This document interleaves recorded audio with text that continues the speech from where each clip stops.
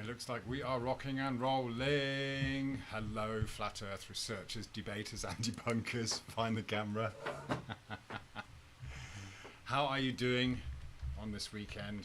Saturday evening here in Phuket, sunny Thailand. Hope you're having a good one yourself. We are going to talk about 10 flat earth myths that are perpetuated by globe earth believers. And they haven't changed really in several years. David Banner. Evening, sir. All right. I reckon you're doing a great job with your streams, David. It's good to hear you. I like the way you do it with a bit of music and a bit of chat and stuff, and just, you know, exploring different topics. It's nice. It's nice. Which is one of the things we're going to cover in this today. Just about these 10 myths. I've got a bit of a list here. Got well organised. We'll go through that in a second. Wanted to talk about the scientific method as well, things like that. What's really gotten people confused with the belief in the globe. You're welcome, sir. You're welcome. Yeah.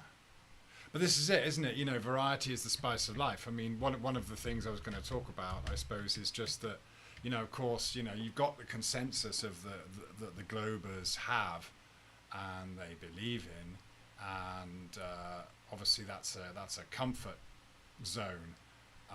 This whole thing is about, you know, breaking free. You know, if anyone's really out there trying to better themselves or improve themselves, then they'll ask questions about what they believe, and it's challenging, isn't it? So there's comfort and safety in the consensus, and so of course they'll look at flat earthers and they'll see what appears to be this disarray, all these different things, and there's disagreement and stuff. But that's the thing. We're still exploring. There's this old-fashioned idea that it's all a done deal about where we are, when it's not. And so the whole point is that you don't have to come up with an alternative model or maps and pretend to know things that we don't know, or how things work, what gravity is, how big the Earth actually is, what's beyond the limits of what we know, and what goes on in the sky, what's actually happening. Anything could be happening, yeah? And that's the thing, we are free. We're free to just explore all possibilities, and we can apply our scientific method. We can make observations, have ideas, yeah? But then, of course, even among the globe earth or heliocentric believers, you've got the electric universe as well. And okay, so they might still assume there's a heliocentric model, but the physics is totally different. And I remember years ago getting into that, way before flat earth, and thinking that made so much sense in itself. You know, the electric universe, where you've got these polarity, you've got different polarities, you've got charges, you've got, you know, and essentially an electric sun, you've got magnetism, electromagnetism. And these are all things that we can see and measure the effects of on the Earth, you know, plasma events in the sky and things like that. Yeah. But if you know, that you look at the discussions between, or the arguments between the kind of Newtonian mechanics types and or whatever, the old school, all these different factions. There are different factions actually in the heliocentric religion. Yeah.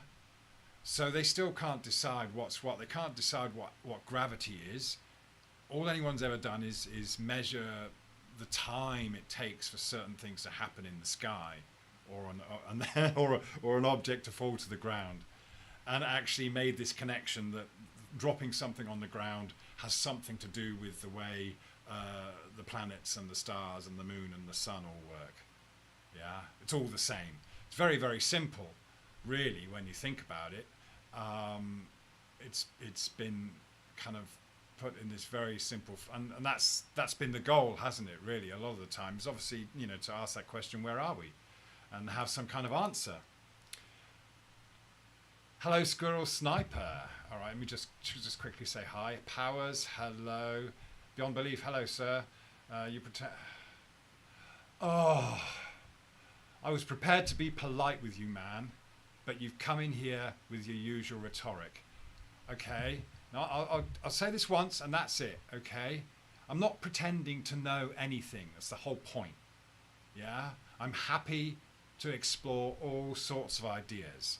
The possibilities are endless, and the possibilities are way beyond anything that we can actually know or prove or demonstrate on Earth, okay? That's it, okay? As far as I'm concerned, open to all discussions, but it ain't a done deal, okay? So, no, you're wrong, you're lying, you're causing trouble. Again, I am not pretending to know what the Earth is, okay? Whether it's stationary, moving, got no problem with that. It could be doing anything. Okay, doesn't matter. The point here is that we are free from one form of thinking, one heliocentric model. Yeah, and now we are free to explore. You know, it's not a done deal. Yeah, and kudos to anyone and all that. Everyone's got a different speciality, and that's the wonderful thing. I personally celebrate that. I don't go around bashing people on the head for believing certain different things or having a go, you know. But what I do not like and do not agree with is pushing something on other people and pretending that you know while telling other people they don't know. You don't know what's going on, yeah? Anyone that claims to know is lying, either to themselves or to others, consciously or unconsciously, yeah? Okay?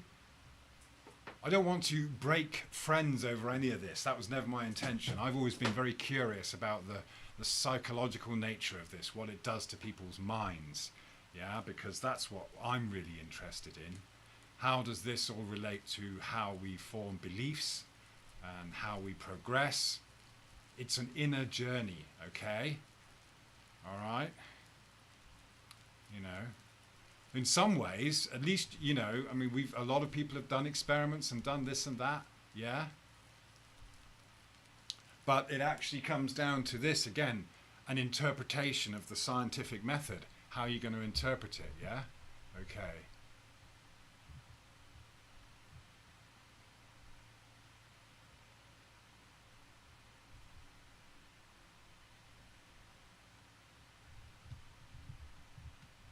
Beyond belief, if you can't control yourself and if you're going to carry on being childish, I will just ban you. You will be the first person I've ever banned.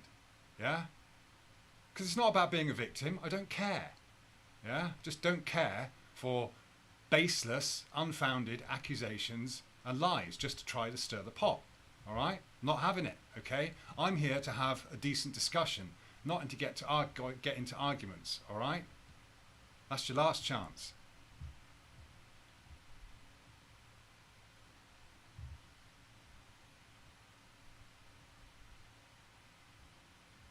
I would be happy to discuss it. All these ideas and hypotheses. I'm happy to discuss it. Okay? But I'm not going to get into, you know, name calling and stuff. All right. Okay. Hello, the rest of you. Andres, hi. Michael Khan, hello, hello. All right. Good. Okay. All right. You know, you're just ostracizing yourself beyond belief. Yeah. Yeah. So that's not this, you know, personally, it's more about, I'm friends with all sorts of people, yeah? And I intend to keep it that way. I didn't ever come here planning to make enemies or division, yeah? We've all got ideas, we've all got things we can share, yeah? So I'm going to share what I think, yeah?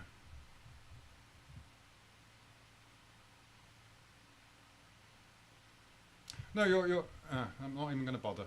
I'm not even going to bother. All right then, okay, rock on. Let's go to the first one. I'll just bring up this one. Yeah. So 10 flat earth myths perpetuated by globe believers, yeah. The globe is backed by the scientific method, basically making predictions, okay. So, yeah, oh, sugar. That should come up again. There we go, sorry about Yeah, and I put it on the board here as well. I don't know if this is easy to see or not, which way it needs to go. That way. Okay. Yeah. All right. And what I will do later on is I will open up Google Meet or Skype. Okay, I'll put some links in the chat if you want to have discussions about that, any of you, after this. But I'm just going to go through this stuff first and talk about it. Yeah. Okay.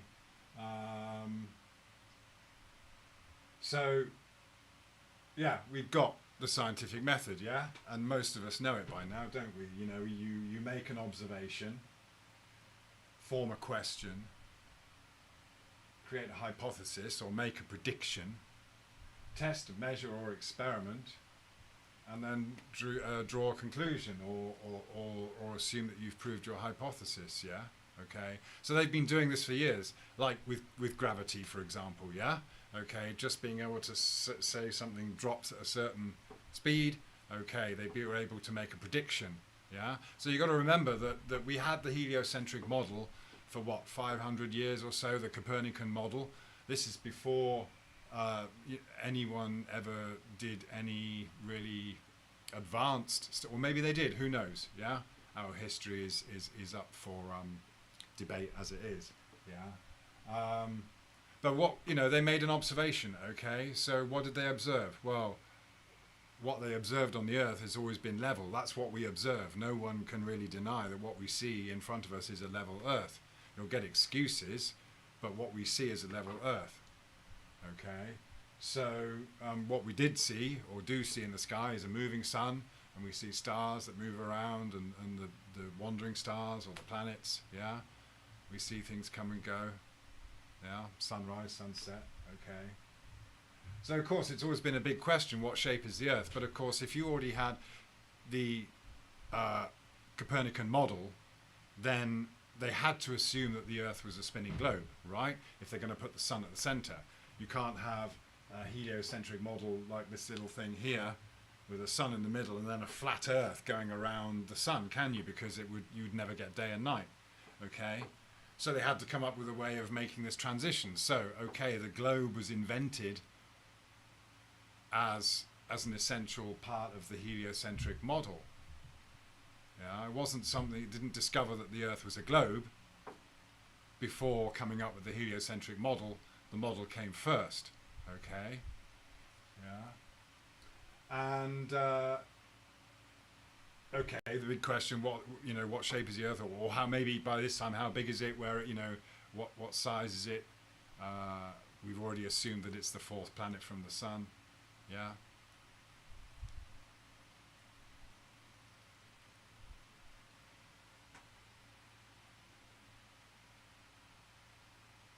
And then, yeah, so we've got this question so a hypothesis, hypothesis, or a question, or a prediction, yeah, okay. So an easy prediction to make, because it's already been recorded for millennia, is when the sun rises or when the sun sets, okay. So it doesn't matter what shape you believe the Earth to be or what you believe to be moving, you can predict. You can predict eclipses, you can watch the sun path for a while, and you can see over a year what it's going to do, and you can see what the moon does, and you can work out that their paths will cross, if that's what's happening with eclipses, yeah? It doesn't need a model in the first place. The model is just keeping time, a calendar, that's all you need, and maybe some locations in the sky that you see, yeah?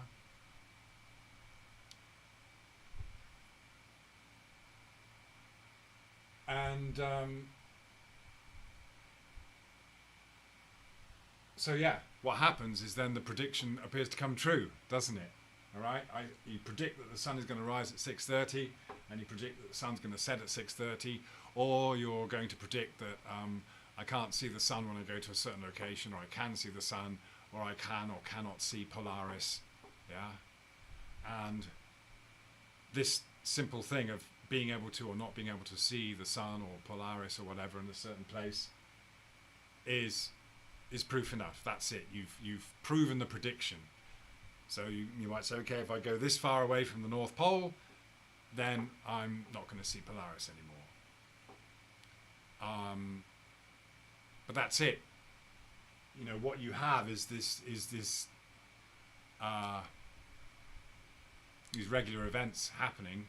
You can make these predictions, and simply being able to make these predictions about sunrises and sunsets, even though what we see and experience is a level Earth, gives credence to the globe. Yeah, and that's it. Yeah, you've got what appears to be something that adheres to the scientific method. Now, I heard Will Duffy the other day comparing going to see the sun in Antarctica as the same as going down to see the Titanic wreck. Like you would say to someone, there's a ship at the bottom of the ocean called the Titanic, and they would say, I don't believe you, so okay, let's get in the submarine and we'll go and see it. There it is. Yeah, okay, all right, I believe you now, it's there. That isn't really a good analogy, is it? Because what they're ultimately assuming with the sun being seen or not seen is that you've got curvature in between. Yeah, but they're not actually directly measuring any curvature. Yeah? So again, no one ever measured curvature. No one ever. So of course, what we have with the globe is a prediction that you're going to see a certain amount of curvature. Okay, while you can predict sunrises and sunsets or where the stars are going to be, the model, the globe Earth model, also predicts curvature. Yeah? You're going to have a certain amount of drop from the horizontal over a certain distance. Yet, that observation has never been made, and that measurement has never been made. And not one single globe Earth believer is prepared to do any such kind of measurement. And personally, I'd be happy to go out and do that and try it. Let's see if we can measure curvature. Yeah? The thing is, we all know you can't. And in our practical reality, there isn't any. Yeah? So if you wanted to be truly scientific about proving a model, then okay, your model, your globe Earth model, predicts that the Earth curves at a certain rate, 8 inches per mile squared, or it's a few meters every whatever, 10 miles. Yeah, that should be measurable anywhere on Earth. Okay, but an observation has never been made. The predictions have been made, but no one has ever confirmed that. Yeah. So the scientific method has been erroneously used as a way to back up this thing. Yeah.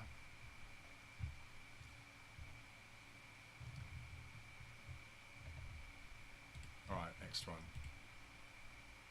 So, yeah, the first one. This is the first one. Basically, debunked. The globe is backed by the scientific method, making predictions. It's not. You still got a choice. Okay, you still got many choices, and this goes for all of it. This goes for all of this science. Yeah, we can all make predictions. We know how things are going to fall or rise or whatever. We're going to see things happening in the sky. Yeah, but it's still totally open to interpretation. Yeah, of what those things are. Just making those kind of predictions doesn't prove anything. Yeah, even if you've got the hypothesis of how it works. Yeah. So anyway, number 2. All flat earthers believe the AE North Pole azimuthal map as an FE model with a dome. Okay. The AE map was something that obviously came up when we first talked, when we were first looking into flat Earth, and but I remember people saying that this isn't something we should be putting up as an alternative. Of course, at first there is a pressure. There's this pressure to, okay, so what's the alternative? What is this place? And we're given a map. Yeah. But again, this is one of the big mistakes that, or the big, not a mistake. I think it's deliberate. What's being done with the these guys going to Antarctica is that of course they've gone and made this assumption that the AE azimuthal map is a flat Earth model. Yeah. And that is why people haven't got on board with it, yeah, because they've made this false assumption, yeah. But it was presented to us And basically, as far as I'm concerned, a dome. I don't know if there's a dome above us. It occurred to me very quickly that this idea of a dome is because of it's like the dome of perspective, and we can see the sky, a hemisphere in the sky, what appears to be a hemisphere. But my understanding is it works the same way as a sandwich, a level plane, parallel lines. This is what if you got into perspective, that aspect of it, you quickly understand that what we see happening in the sky is more like the parallel lines of a corridor. There isn't necessarily anything really spherical going on.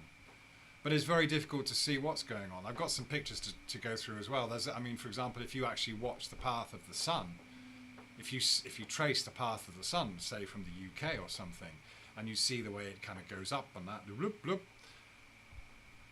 that doesn't correlate with being on a globe. That's you try to imagine that.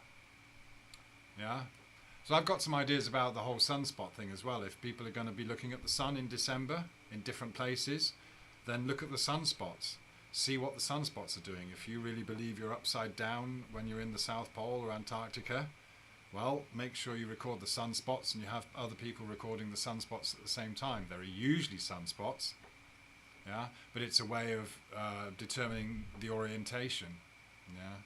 And another thing just for me that personally went on when I was going back and forth from the UK and Thailand, looking at the sunspots, I kind of actually, my first thought was, maybe the South Pole, Antarctica, is in the centre, because when you're in the UK, for example, you watch the sun rise and set as if you are outside of this loop that it's doing.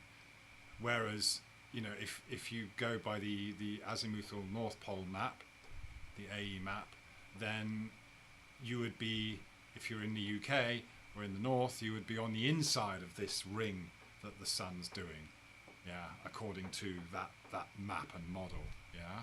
But really, if you look at it from for example, from the north of the equator, you look at the way the sun behaves, it's like you're, it doesn't go overhead. It's like you're on the outside of watching this big sun do a ring. But is it doing a ring? Is it really doing a circle? Could it be doing something else? Or is it reflections? What's actually happening? We don't know. Yeah, nobody really knows. Yeah, it could be doing a figure of 8. This kind of infinity symbol. Yeah. Where is everything on the Earth really? What about these directions, north, south? They mean nothing really, yeah. Because although you can navigate to places on the Earth, north and south and east and west should be changing all the time relative to space, but nothing's relative to space. It's all relative to the Earth. There's nothing about where we are in space going on, because are you looking at a place in space for north, and south and east and west? No, you're just looking on the Earth, really. Yeah. Who else have we got in there? Brian A. Metz, hello. Oxbow Spirit, Steve Finneman, V. Thomas, hello, sir. The Wim Hof trainings, yeah. Jeff Gashead, hello there. All right. Cool. All right, yeah, thanks for coming along. I hope, yeah. Welcome all comments, but I'll get through this, and we can talk some more. Yeah. So we talked about the scientific method. Let's just go to this. So yeah, all flat earthers believe the AE North Pole azimuthal map as an FE model with a dome. Again, so this. This is part of the false dichotomy that's being presented by these people doing the so-called final experiment. Yeah. They've made this claim that all flat earthers claim that the AE map is a flat earth model. But maps are just projections, and of course they distort everything. In fact, really, maps are mostly ideological for the most part. Even if you can say, yes, I'm in a certain location, I can prove that I'm here or there with a GPS, you're just going on agreed upon coordinates. Yeah. But it does get tricky around the poles. Compasses stop working in the way they normally do. What are they really? Are they really antipodal? Are they really these polar opposites? Yeah? So let me just go back to that. So no, I mean basically that the point there was to answer that with no, of course. And again, that's why it's great to have so many different people coming up with so many different ideas and hypotheses, yeah, which we can test by getting out there.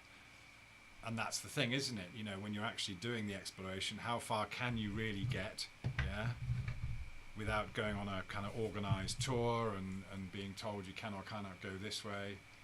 Yeah, Oxbow Spirit, of course, you know, the coordinates are derived from flat Earth measurements, aren't they, really? You had to, you know, they had to come up with a date line, they had to come up with a pole or two, yeah? But, you know, what's really... I think we are being misled a lot of the time. You know, obviously the AE map works as far as telling time and the sun, where it is represented. I mean, it's kind of there. But what it does for us on the Earth and the way we see it is really, it's either way it's distorted, right? A map's going to be distorted. Our vision is distorted, the way things do appear to converge and the way things perspective, we see perspective. What's really going on with the sun? Yeah, it's an enigma. I mean, it's so, but it's here. It's doing its job, right? It's got to do what it's got to do. It's here to keep life going on the Earth. Yeah, and is it the only one? Is it inside a firmament? Is it outside a firmament? Is there a firmament? What is it made of, if there is? Does it go on forever? These are all totally open questions that we do not have the answers to, yeah? Okay.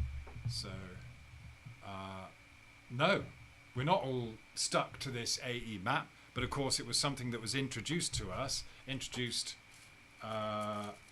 put up there, and there's, I mean, you can argue that that's good or bad, because obviously that, yeah, it was put across as an alternative, and it works in many ways as far as telling the time and things like that.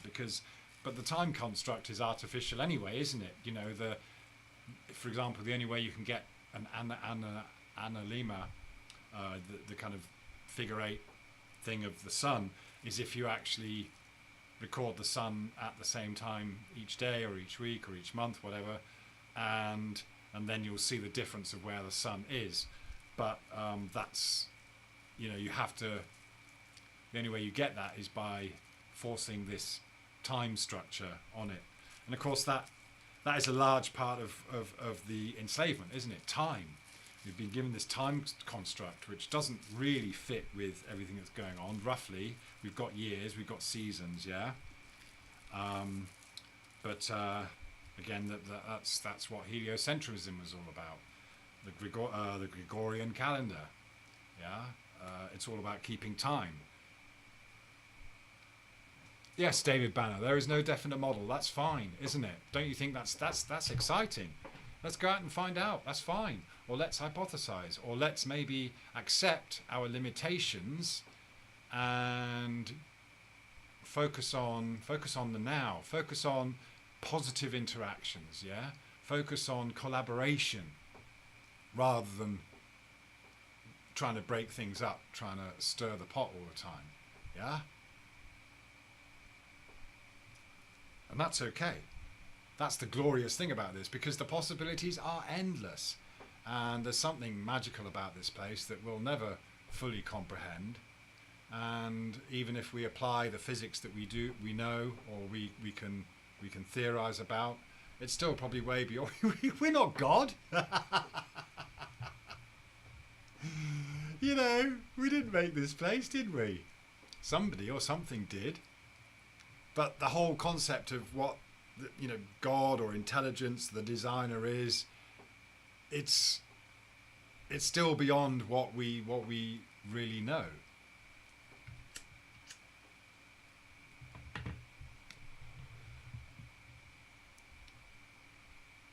Hello, one man. Yeah, sure. You have to leave your comfort zone, don't you?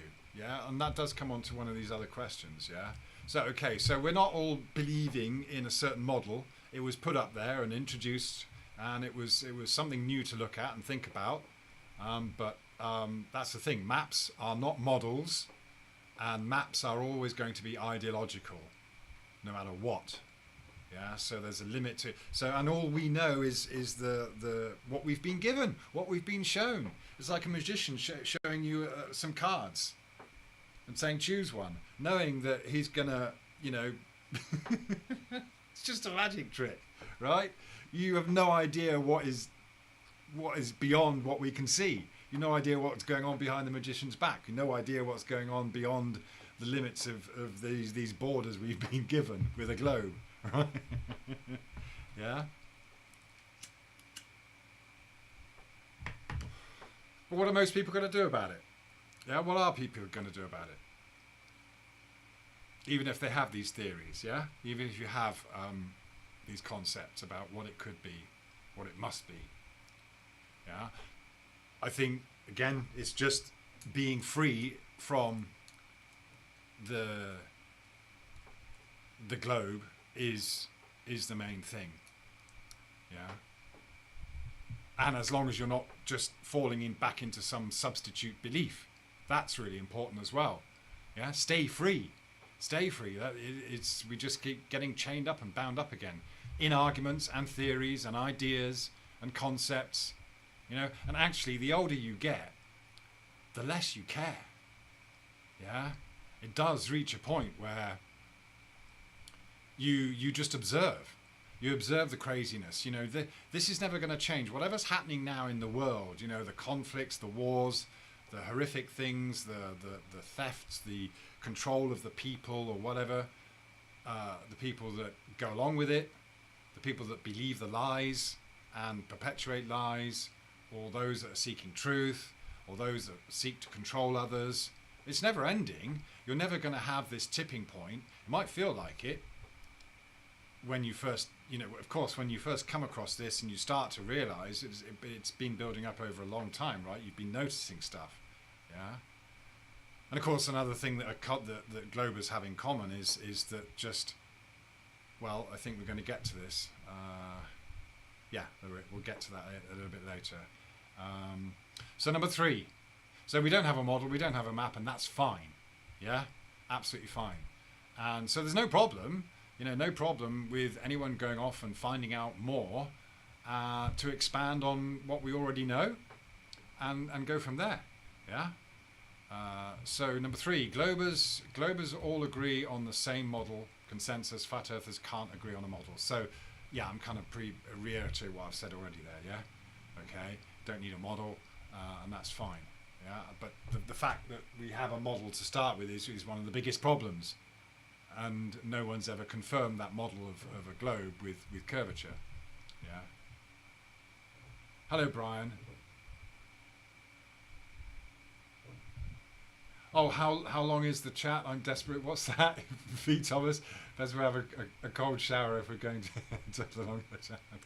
The colder the shower will be. Hello, Tony Dixon. All right then. Okay.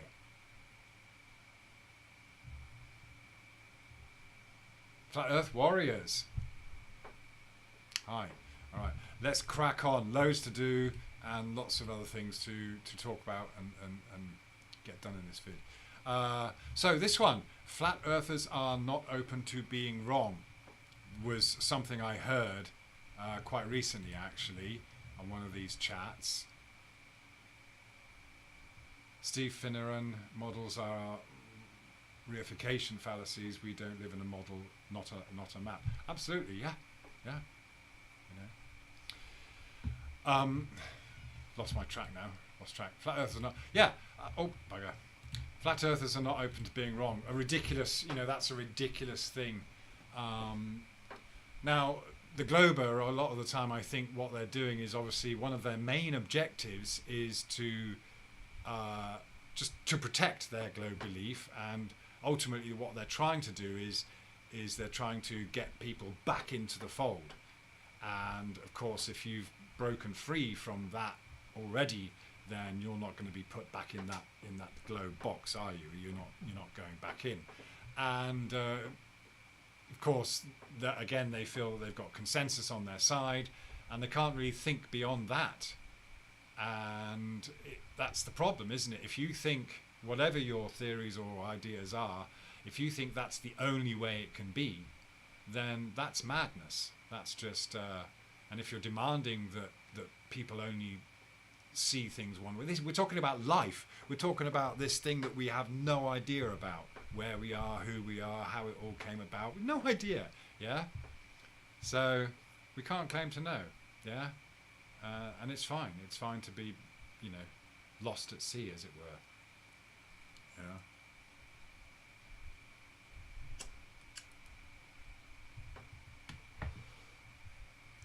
Right. I keep looking back, but I've got my notes are here. So that's a false thing to say. Flat earthers are not open to being wrong. We were, of course, we're totally open to being wrong, because we realised that we could have been wrong to believe the globe in the first place. We went against our common sense because of what we are told. Yeah? And it was amazing. Just a kind of example, I've been working with someone recently, a younger person, and the whole kind of Rona narrative came up, what happened back in 2020, 2021, and I've just learned to keep my mouth stum, especially when you're building relationships with people you're working with. But there are a lot of people that sincerely believe that lockdowns weren't done soon enough. Yeah, they were demanding it. Yeah, they wanted.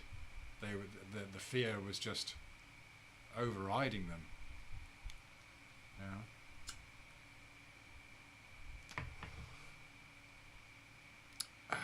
And that was the consensus.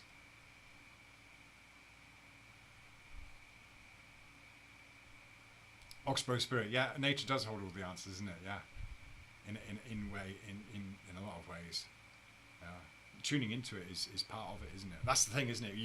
Do you remember that feeling when you broke free and you started exploring this whole thing, and you really felt, it makes sense. Things make sense. Okay, I'm allowed to think like that. I'm allowed to imagine something else. I'm allowed to see it for what it is. And it's like it is an awakening. Yeah, it is like whoa, yeah. And you go up for a while, and it's all spacey, and then you come back down to earth, and it feels good because you're on better, more solid ground. You've got this kind of knowing, but it's not to say that you know what this place is, but you're comfortable in the knowledge that you don't know. Yeah. And yeah, Jeff, Gashead, we're all scared of dying, yet we all will. And yeah, that's a major part of the Matrix construct, isn't it? Really, yeah. And that's quite funny, isn't it? How life is short. I'm 52 now, coming on 53, and yeah, you look back and you think, shit. Of course, there's regrets, and but it's like, yeah.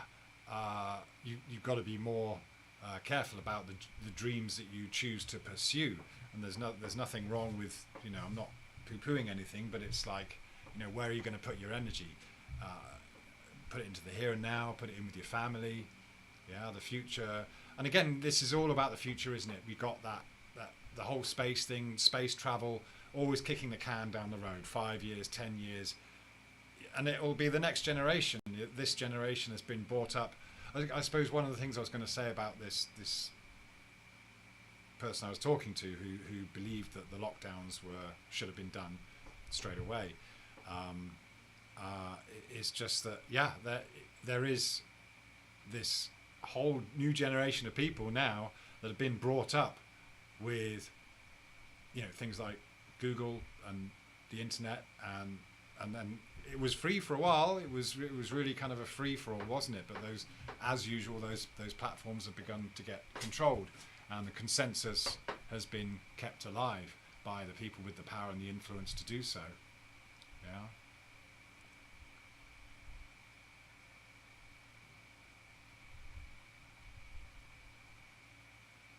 sorry, I'm just kind of reading the chat, there, but I want to, let me just kind of keep focused on this, and I will come back to the chat, yeah. So it's not that we're not open to being wrong, and as I've said before, you know, if someone could measure curvature and it was a repeatable experiment, then great, I'd be all for it. I'd be measuring it and going, okay, fine, it's curved here, it's curved there, it's curved there, and that's fine. But this is the thing, isn't it? And the whole journey is about discerning between reality and beliefs, and knowledge and beliefs.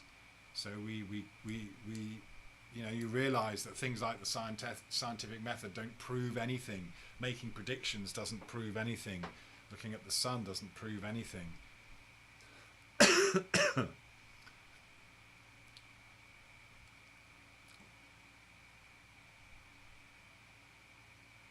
Yeah, that's nicely said, Powers. You feel blessed to have the privilege of knowing what I know so far in this awakening. Yeah, so far, nicely put, isn't it? Yeah, yeah. Because again, you know, what is the purpose? Are we all? Is there a purpose? Life comes and goes. We see it all the time. Things come into life. Things die. Whether it's plants, insects, animals, whatever, they come and go. And you could consider everything as being a sentient being. Maybe grass feels pain just like we do. We wouldn't know. Maybe, you know, it's who knows? But is it karma? What's the reason? Does it really all matter? Is it just a game? Is it an illusion? Is it a simulation? And if so, what's the reality beyond that? Are we actually living out multiple lives at one time? Is time something that we really understand? Is it linear? No. Is it kind of all things happening at the same time all at once? Yes. No. Kind of. Yeah. It's totally magical, wondrous, awesome. Yeah.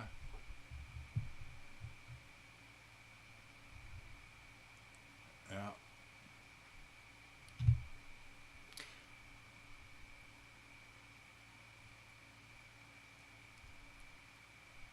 And beyond belief, okay, I will answer that question. You're saying, did you contribute to the construct being built when Dell was pushing for it, Nick? There was an opportunity for a deck measuring curvature. Yes, I advocated that, and I even interviewed a guy who put the money up. What was his name? I can't remember his name, but I actually interviewed him and asked him about it, because there was a guy who started putting a GoFundMe together for it. Yeah? So I interviewed him and we talked about it, and yeah, I was up for that. Yeah? But the truth is that we know things are that in the very simplest terms, Earth is measured level. We know that. And we know that all the globers can do is say that, well, level is curved, and make assumptions about that. You know, horizontal being perpendicular to the plumb, which is going around, you know the score, yeah?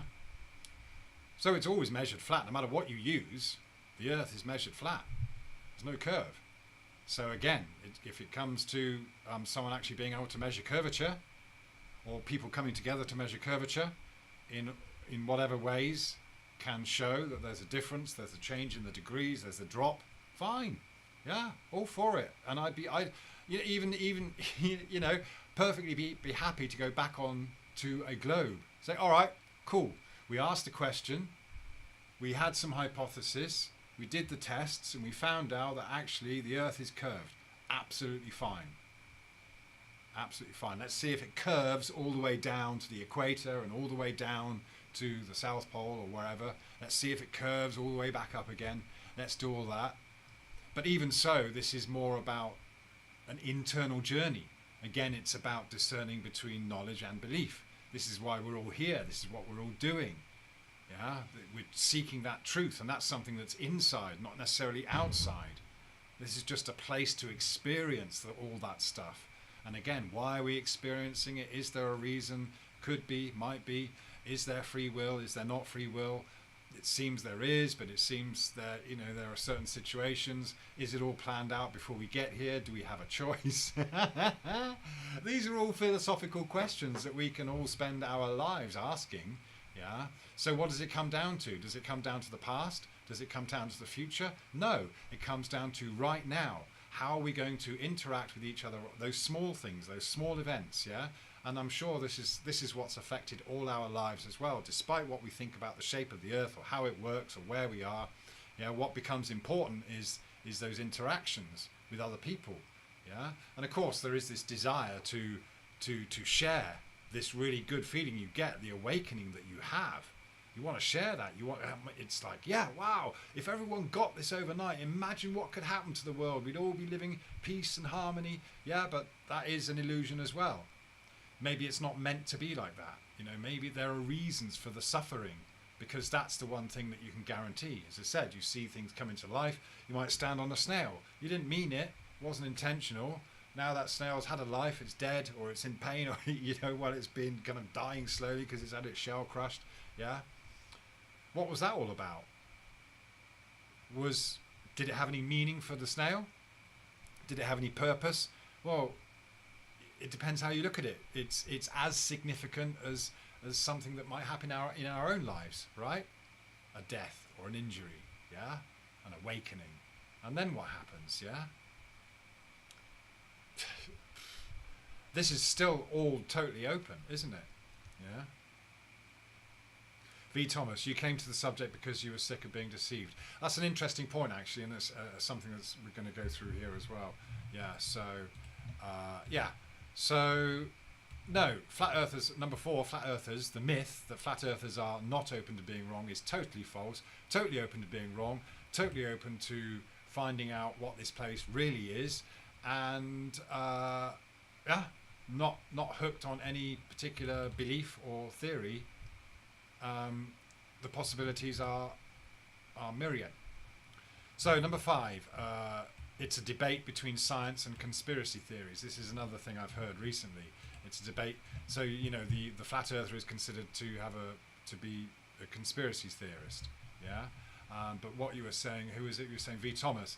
You came to the subject because you were sick of being deceived. Well, this is the thing. You do realise. You can't help but realise, can you? Yeah. Whether it's some of these events that have gone on in the past where it's been openly admitted that deception was carried out on the public, well then you know that you can't trust these people. Or whether it's you see people hanging by wires. It's funny, I was watching a Buster Keaton a clip, and if the person showing the clip pointed out how he did this trick where he's grabbing onto the back of a tram and it looks like he's flying, and of course he's suspended with wires, and you can see the back of his shirt. If you look closely, you see the back of his shirt pulled up. But it's so clever that you don't even notice. This is back in the black and white film days, yeah, when the films were going really, the rate of film, the frame rate was different, not as clear, yeah. But you could, by slowing it down, you could, there goes his shirt being pulled up by the wire, and of course, yeah, you wouldn't normally notice that. And of course your average glober is not going to be looking at that. But yeah, like you say, V. Thomas, these things, and people have these awakenings throughout life for all sorts of different reasons. Yeah, an awakening can happen when you realise you've been deceived, and you realise, well, why were you deceived? It was because I believed something. I got carried away with my own enthusiasm, or my own belief, or my own desire, my own greed. Yeah, someone dangles some money in front of you and they say, you can have this, the get rich quick scheme. I can do that, and you get into this mindset where, you're doing something that might not be 100% authentic. Maybe you're trying to sell some stuff, and then you adopt the persona. You adopt that belief that your product is the best in the world, and you've got all these reasons to defend it. And then as people ask you these questions, and you develop the sales pitch, yeah, it's all an act. It's not real, but we get into that role. So you can imagine, and it happens to all of us on these career paths, doesn't it? You get into a certain mode, and you adapt your personality to fit the job. Yeah. So it's not about being conspiracy theorists. I think one of the things was, there's this idea that, FE is a form of rebellion, and so people join FE or join the so-called FE community because they want to rebel against consensus or against the status quo. Well, it's more like, well, you just realise that you've believed things and other people have believed things. Again, it's all about seeing yourself, isn't it? You see that you're capable of lying or putting on a persona or adopting a belief even, And so you know that other people will do that as well, and they will protect their identity, they'll protect their beliefs. And again, people are wasting precious, valuable time on this earth, in this life, arguing about the most ridiculous crap, yeah, when it doesn't make any difference. You know, as long as you're free to consider everything and you're not attached, then that's the goal. Yeah. And I was talking my friend Super One, who runs the Buddhist meditation, and she's an author of many books. You know, she's seen this same thing with a lot of Westerners as well, is that she has this she does these meditation courses at King's Bromley, and you know, people will go along for a weekend or something, and they think, right, okay, I've done that now, I'm Buddhist now, I know everything, I've done a weekend course, I've meditated a bit, and now I can go and be I can put a yellow robe on, or I can go and teach it and preach it to the rest of the world. And no, it never stops. You never reach a conclusion. It's never, you know, you wake up and then you carry on going. Yeah.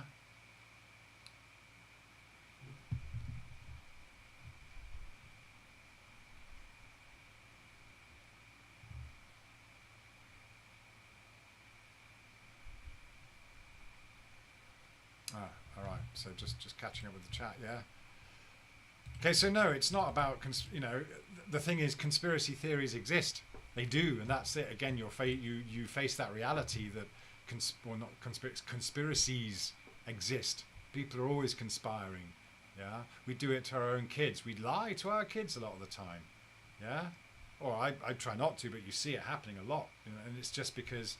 And that, again, that's what happens with school. You look at school, you look at the system, the way it's designed to instill fear and shame. Shame is done all the time by teachers, by adults. You know, and as you grow up, you start to realise that, wow, actually these adults are not always as smart and clever as I thought they were.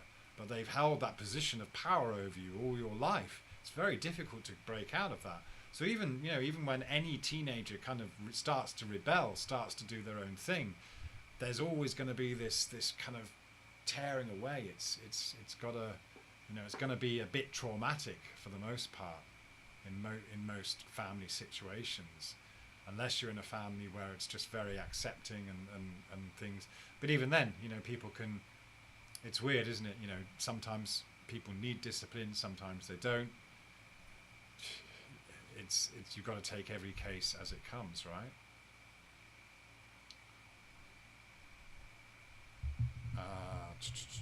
All right. Okay. So, yeah, it's not a debate between science and conspiracy theories. And again, science is what we're doing. If we are exploring ideas, we're talking about them, we're trying to think of ways that we can measure these predictions. So again, the prediction that the curvature exists, let's go and measure it. Let's do the science. Happy to do that. Yeah.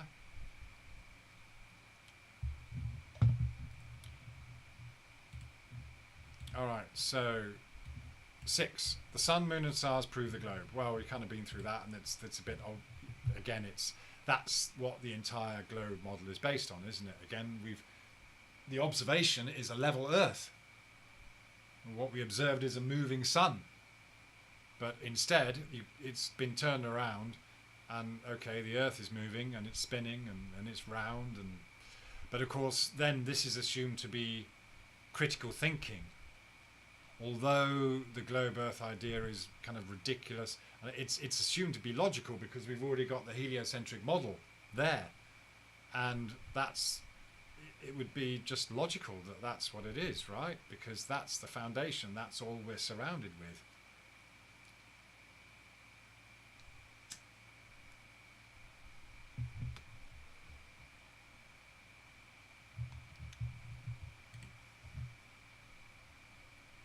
So again, if any of those flat Earth experiment guys are out there, again, I've just tuned into a few of the interviews, and they're talking about doing these different experiments. Not one of them, not one of these advocates for the globe that thinks that going to Antarctica proves something, is prepared to measure curvature on the way.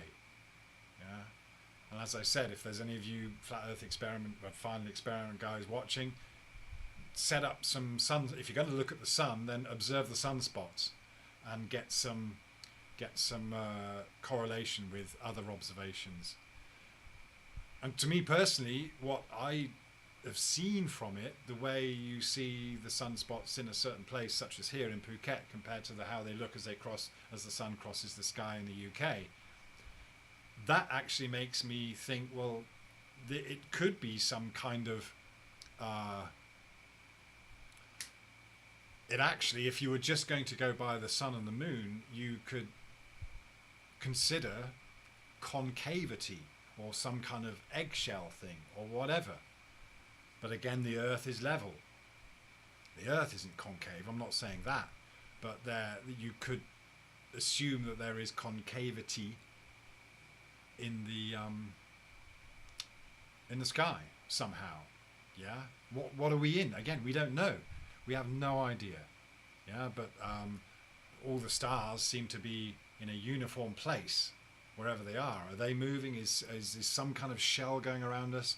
Are we on some kind of platform that is surrounded by some kind of sphere? Yeah.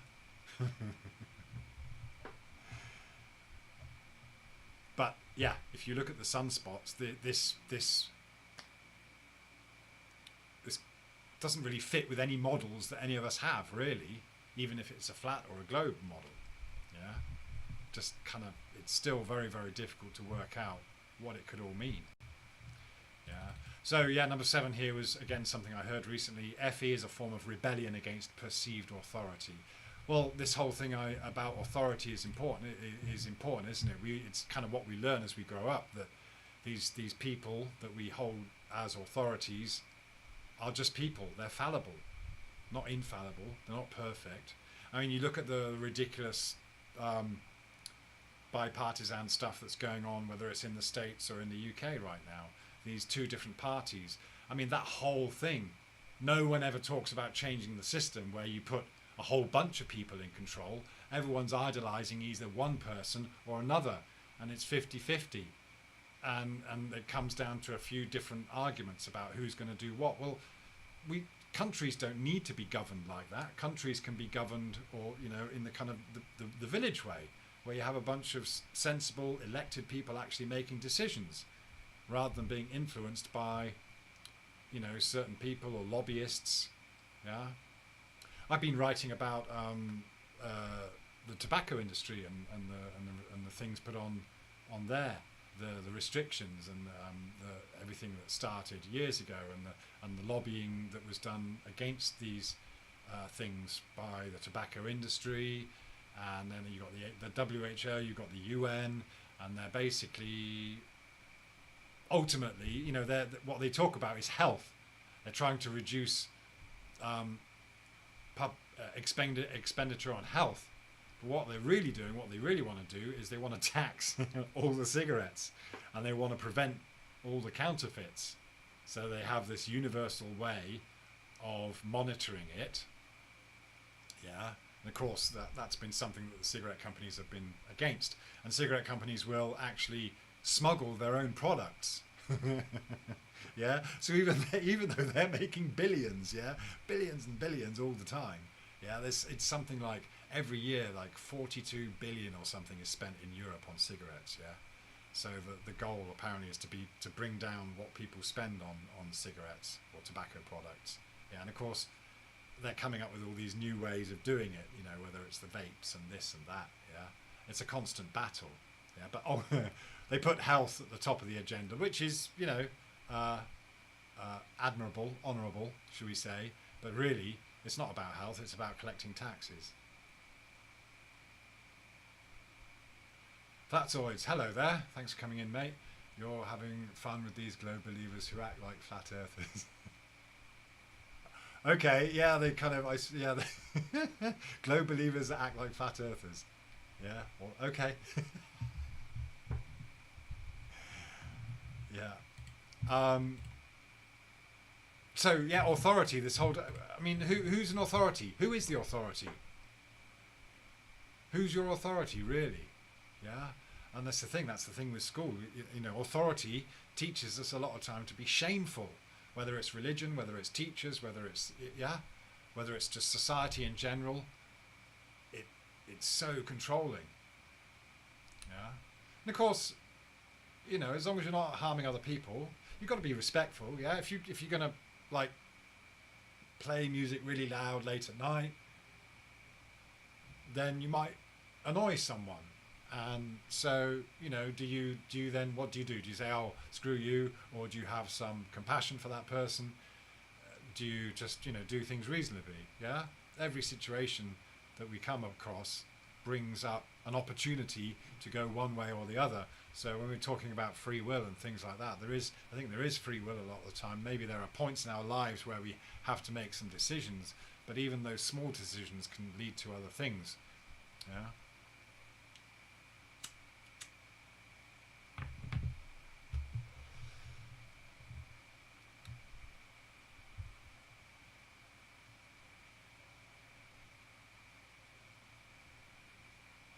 One man and his detector. It's when you don't understand flight, it starts to hurt. I'm not sure what that means then, but maybe you'll elaborate. Okay.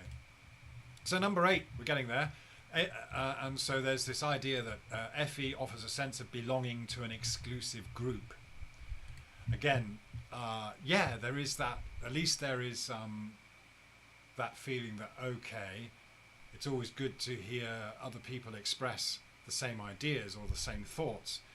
There's so many things that all of us have been through and researched on our own that haven't been put into videos. Yeah, so it's always nice when someone, that was kind of what I did a lot to start with. I was really, okay, I wanted to show, okay, I've thought about this, and this is what I see or don't see, and this is how it could or couldn't be interpreted, and then, yeah, you know, it's nice. It's always nice to have other people sharing the same ideas. So yeah, there is a sense of camaraderie, and but it's like anything, isn't it? You know, you might start working with a bunch of people, or sharing a flat or something with a bunch of people, or going on holiday with some people. You think this is great. This is the perfect group. We've got this guy, that guy. He's funny. He's this, and she's that, and it all seems perfect for a while, but then the cracks start to show, and people, you know, you get to know people a bit more, and then it becomes a case of being more tolerant, and you know, where do you draw the line on certain things? Yeah, this is a constant thing that we've got to do in our social circles. So yes, there is a sense of, but it's not a kind of you know, I've always wanted to try and avoid that them and us thing, because we're all people here trying to explore reality and explore our lives and explore what it is we're doing here. And of course, you come to understand that some people are they just want to remain where they are. They don't want to. I'm sorry, I can't remember who was saying it earlier on, but yeah, you've got to. I think it was one man, wasn't it? You've got to get out of your comfort zone if you want to grow. Yeah, but that takes quite a lot of courage, and sometimes it's forced on us, right? Sometimes you might have had a career for 10, 20 years, and then all of a sudden you're out of work and you've got to change jobs, and it's like, oh my God, what am I going to do? It's devastating. But then you get into just something completely different that you didn't ever think of and you didn't imagine, but then after a while it turns out that it was the best thing that ever happened to you. Yeah?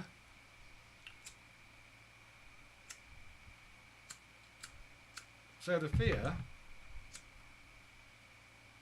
the shame, and that is one big thing. All of you here have all got over that shame that all those people tried to put on you.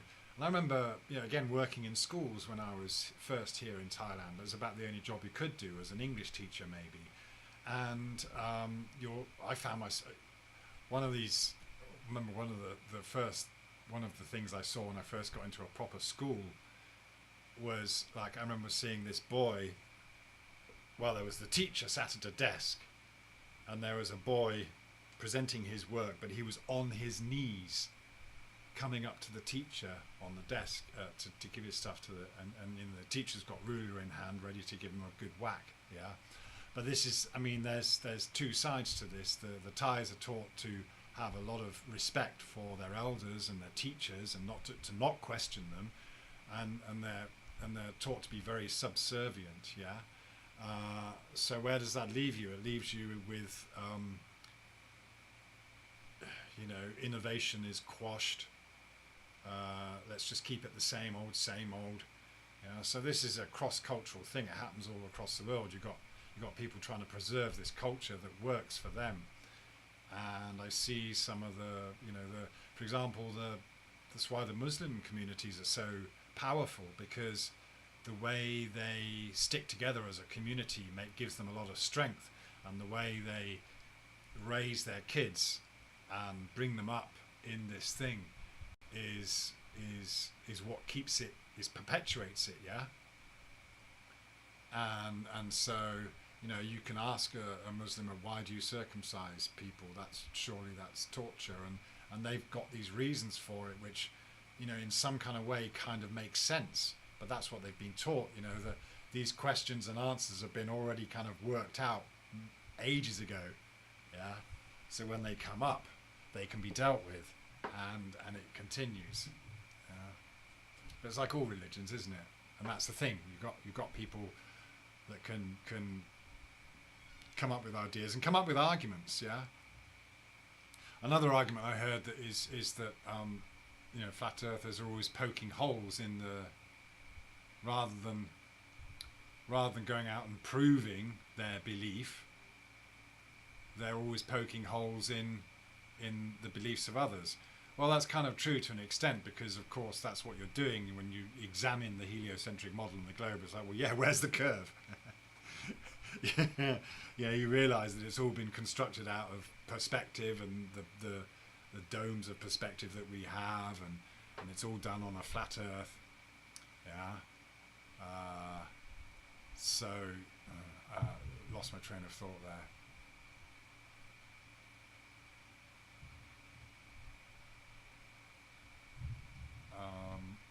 Where was I? Okay.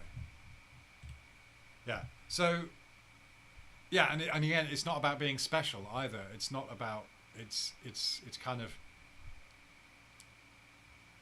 Yes, there's an element of feeling special, but only in the way that you realise that everyone is special, everyone is unique, and we can all wake up. That's again, this is a special place, and it's a place where we can have very special experiences. We can have some dreadful experiences, but they are also paired off with joy and excitement and love, and and it's like anything, isn't it? You get a pet or you fall in love. Well, you know that it's going to end in heartache, whether you split up or one of you or a partner dies, or you have a pet and that pet, you love that pet, and then the pet dies. There's going to be heartache, but we still take those good times, knowing that there's going to be bad times.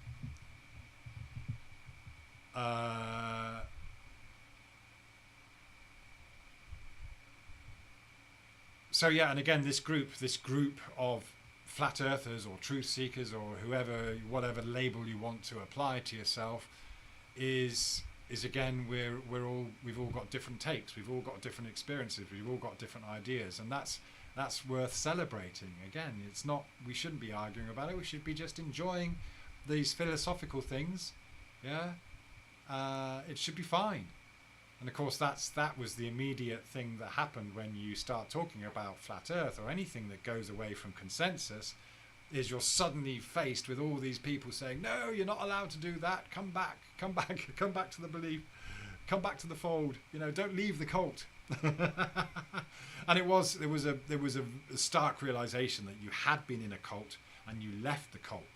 Yeah, and it doesn't happen overnight necessarily. It takes a while. Yeah.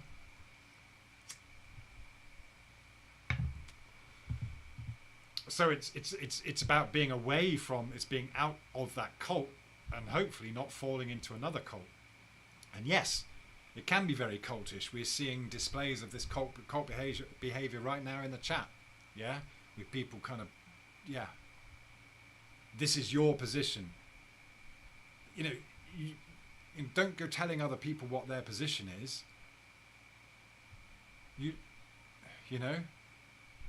It doesn't help.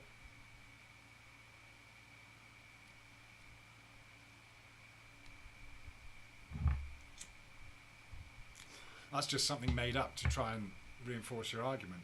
So yeah, and you know, the flat earthers as a group were off out there doing experiments and stuff. And yeah, again, as far as I'm concerned, if people are doing experiments, great. If they're going off to see the sun in Antarctica, great. Bring back the observations. Let's, you know, that's fine. But, you know, why set it up as it can only mean one thing? That's idiotic. It's bigoted, really. It's either this or it's that. You're just created with this false dichotomy of a globe and an AE map. Just, you know, the globe is just two AE maps stuck together, two polar maps stuck together, and then the FE is this one map. Yeah, they're just maps. They're not models. Yeah. And so this number 9, globers are preventing the spread of misinformation. Again, this is something I've heard a glober say. Yeah, we're preventing the spread of misinformation, and that's why they're so. You look at someone like Fight the Flat Earth or whatever, or Simon Dan. Yeah, what it really is, all they're doing is showing their fear. You know, someone like Simon Dan won't debate with other people. You know, just make fun from a distance, poke fun. You know, you try and interact with someone like Fight Flat Earth, and it's just, no, you're stupid, and you know, and there's just this bigoted approach. No, it's my way or the highway. Yeah, but that's just their fear showing. Yeah, and they're just trying to use that tactic of shame. Yeah, the thing is, when you use this thing, a truth seeker or someone who's detached, who kind of got out of the matrix, woken up, whatever you want to call it, they're not going to be a victim of that shame. It doesn't work in the same way. The same as psychopaths will try to shame you, blame it all on you. They'll create the disturbance and enjoy watching all these people react. Yeah.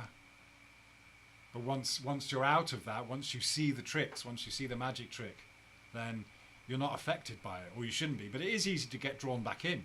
Someone makes a personal attack, or someone says this or that. You're this, you're that. That's you. Yeah. And of course, you're going to try and react. One of the most difficult things to do is actually not react. And again, this is what it's, to me, is about the personal journey. About just, you know, not falling into another belief, not following another crowd. Yeah, having the balls to question them.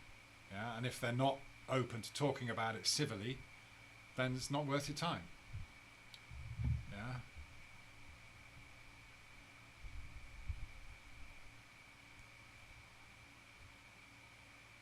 P. Thomas, who bought Simon Dan's underwear and it was used. Yeah. But that's, you know, that's just a tactic. You know, if you're going to refuse to, and that's the thing, they don't. A lot of these, especially some of the newer guys that have found out that they can get popular and make money. You know, they're not interested. Of course, they're not interested. They're not interested in learning something new. They're not interested in letting go of their old beliefs. Yeah, and I think deep down, a lot of them do find it fascinating. You know, what couldn't, you know, isn't it kind of compelling to think, wow, maybe there is more land. Maybe there's other people and other creatures. That's really exciting. Yeah.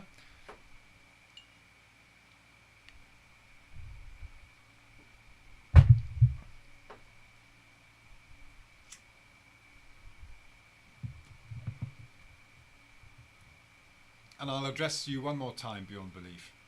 Could be stationary, could be moving. Yeah? How it's moving is still open to debate. Yeah? All right?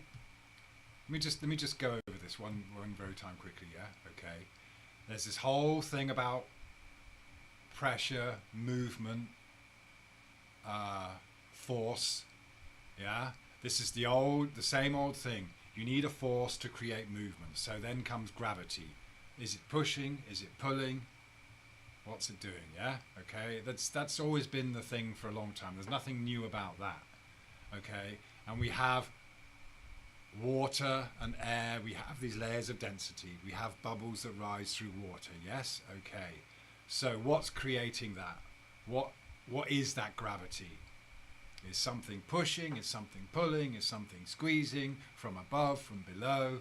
Movement? No movement? Okay. The thing is, okay, if you're going to say that movement creates these layers of water and gases, yeah. Okay. Well, again, you could have a centrifugal arrangement. Could be that.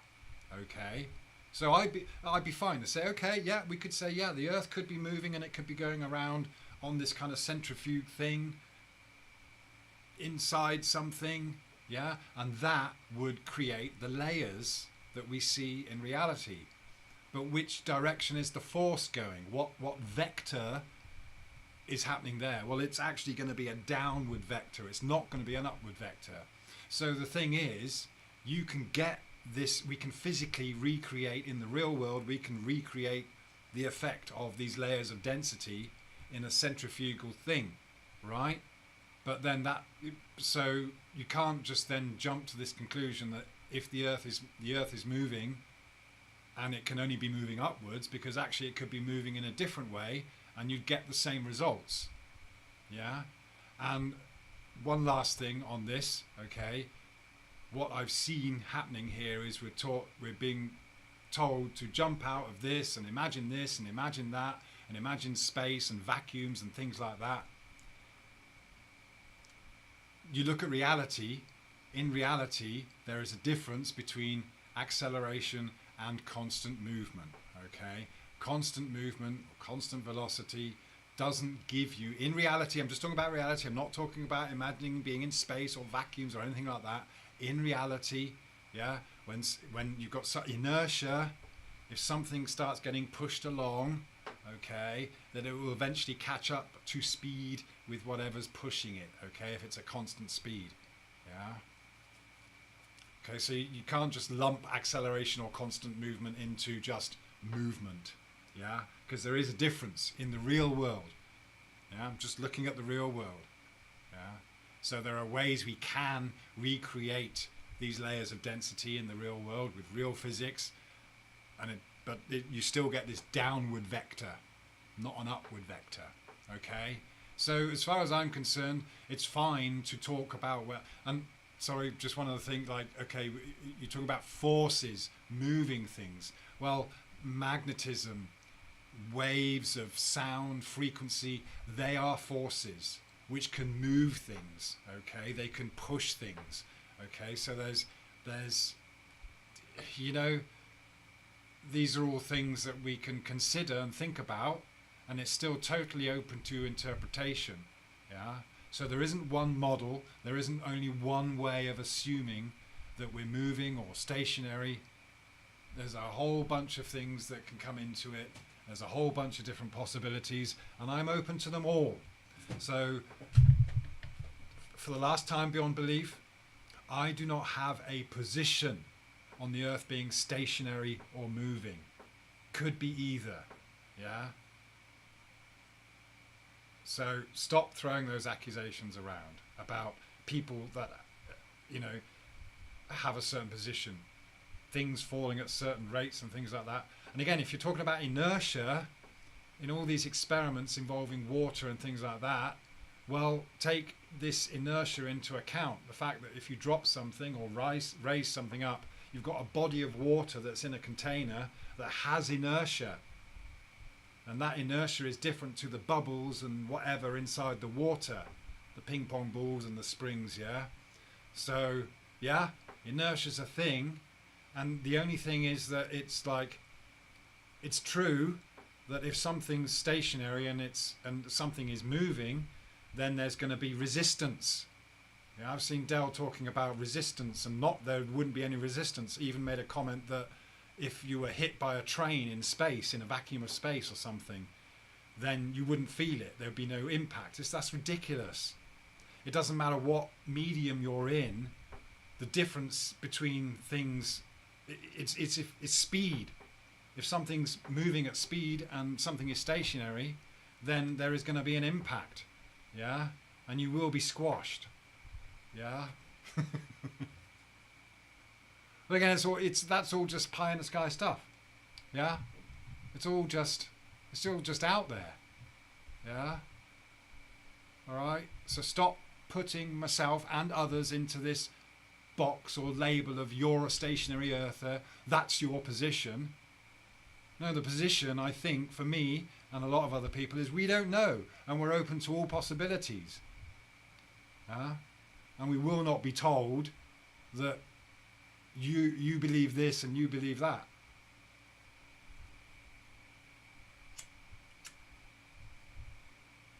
I really hope that's clear. I really do. It should be. Right then. So the globalists think they're preventing the spread of misinformation. Of course, they're trying that. It's quite funny. And as soon as someone new comes onto the scene, they're on them.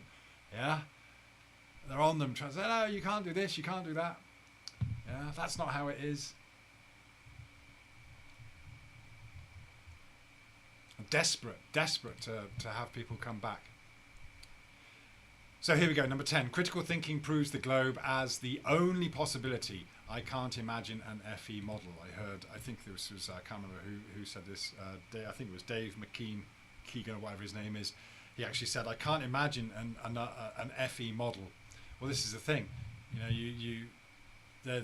Again, we can imagine all sorts of things, and if you're not able to imagine, well, you're just stuck. That just shows you're stuck. The whole idea is to break free from everything that's been stuck with you, and then you're free to imagine.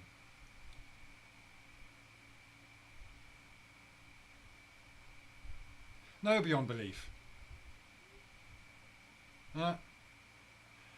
You're using words like downward acceleration and things like that. It's like, yeah. You've gone way off the whole thing. All you've got to look at is the layers of density on the Earth. What's causing that? Yeah. And, the water or the air itself, what pressure is there, what forces are going on there. And again, the forces, as I said, mate, if the Earth is moving and it's moving in circles in some kind of centrifugal thing, then the force will be down, not up. Yeah? Okay? So it's just like, no, it's not about assuming that there's downward acceleration. It depends what you hold. You have a balloon and it's going to go up. Yeah? You have a parachute and it's going to, stop you. You're going to have weight on a parachute. Yeah? It depends on the situation that you put yourself in, and what's created this situation in the first place. Nobody knows what's created this physics. Are these physics universal for everything? This is what happened this is how we got stuck on the globe in the first place, because they said, oh, we dropped something, and that must be how the planets and the moon and the stars and the Earth moves around the sun. Yeah. Just because they were able to measure time, just because they were able to make an observation, yeah, say, oh, it must be this, it must be that. I do something on the Earth, well, that must explain the mechanics of the universe. Yeah, it's nuts. Yeah. As I said, I think it's great. I think it's great that people have been exploring this and really looking at the physics, what's actually happening. Yeah. But again, why do we have to go over this so many times? Yeah. Again, when you start talking about free fall and things like that, you're assuming a certain position. You're assuming the Earth is doing something, and everything has been pushed up, and then it's decelerating. Whatever. Yeah. You can. Yes. No problem imagining the scenario. Yeah. All right. But things fall and things rise depending on the relative density of the medium and the object. Yeah. Yeah.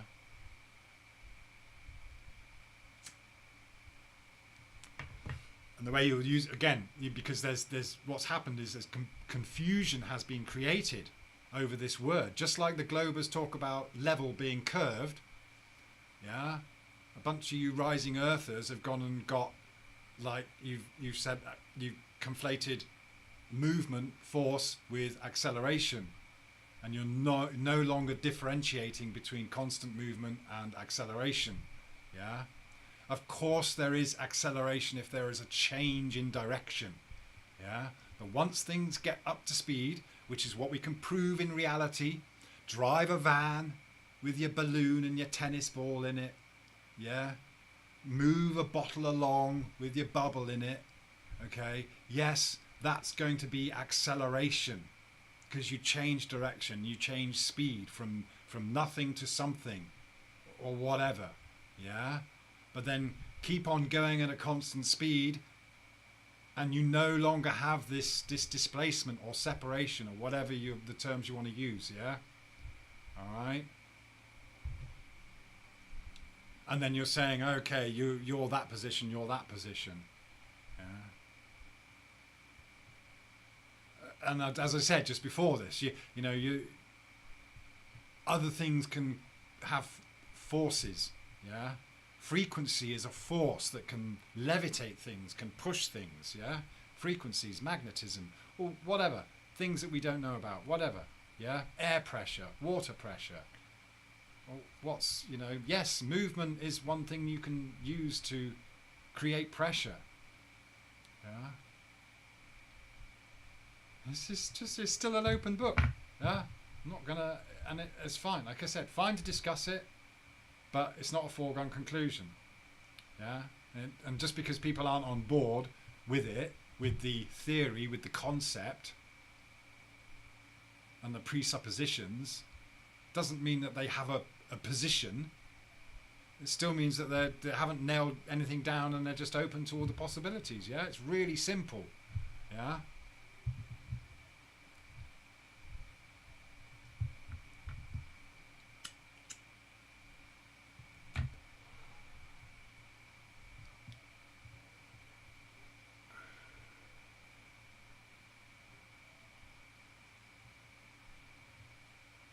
Brian Ametz, pardon, I'm not sure who you're talking about. Pardon my French if I offended anyone. Been working on being a nicer person. I get triggered occasionally. It brings out my bad side. Happens to us all. Happens to us all.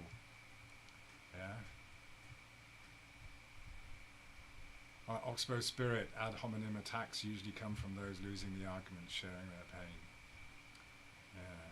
Yeah. YouTube, I'm measuring a crisp packet. Is it curved?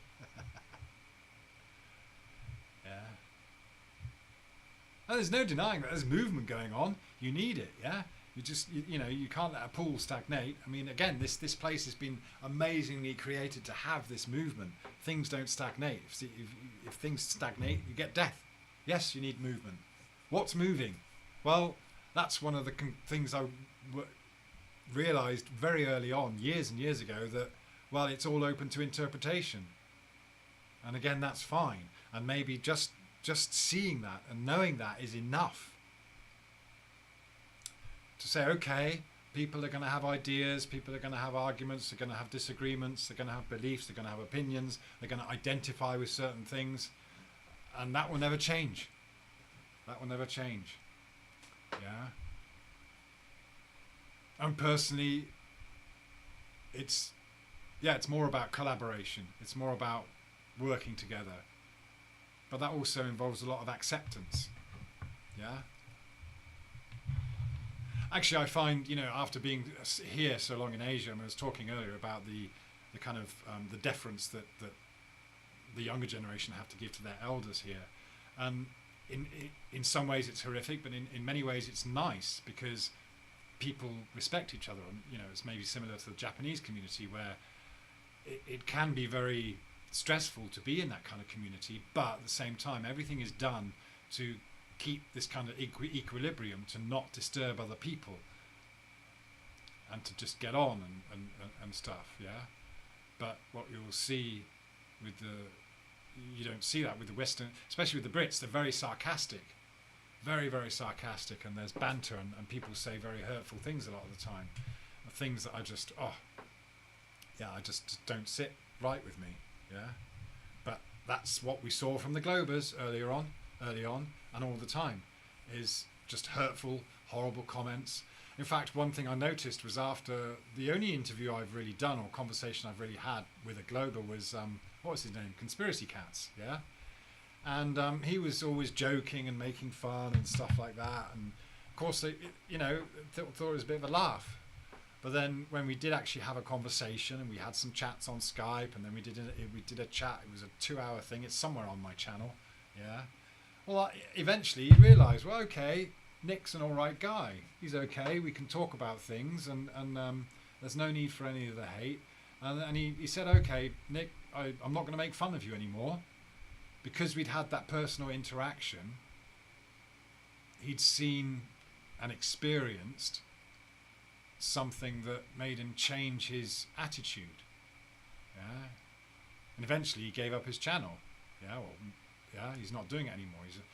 So this is someone that I was party to their realization that we're just other people, normal people, and you can have conversations even if you've got different beliefs, and it's not about one being better or more knowledgeable or smarter than the other, because we're all ultimately lost in this place and trying to work out where we are, who we are.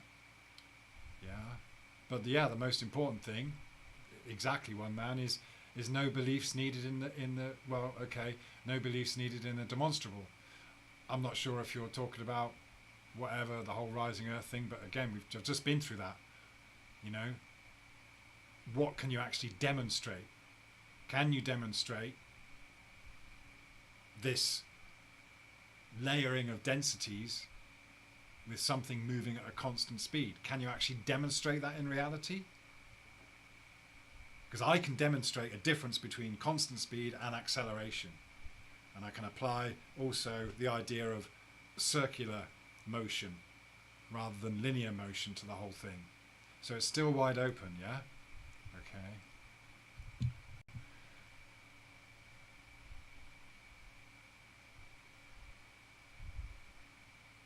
Chilster, what's that? Hang on, I'm just trying to catch up.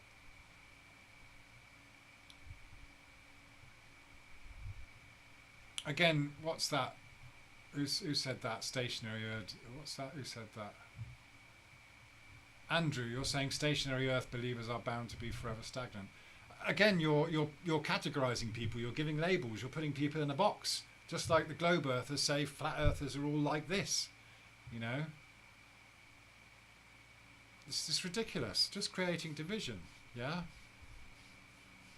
How many times do I have to say it for you to actually listen? Could be moving, could be stationary, doesn't matter. Open to whatever can be proven. In practical reality, if you like. But when you look at practical reality, there are still many possibilities. It's not foregone conclusion. Yeah. So you're just talking like a glober. Yeah.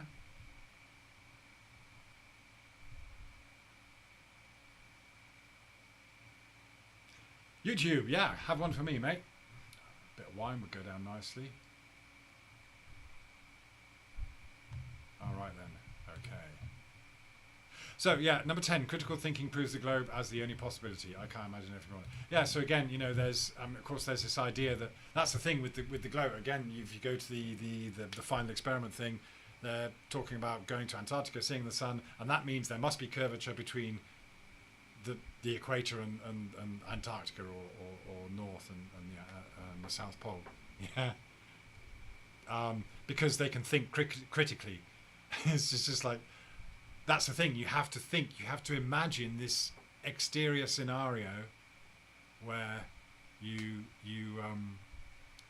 have to assume, and you think you're smart because you can imagine something, and it must be this or it must be that because of what I can see or can't see happening. Yeah.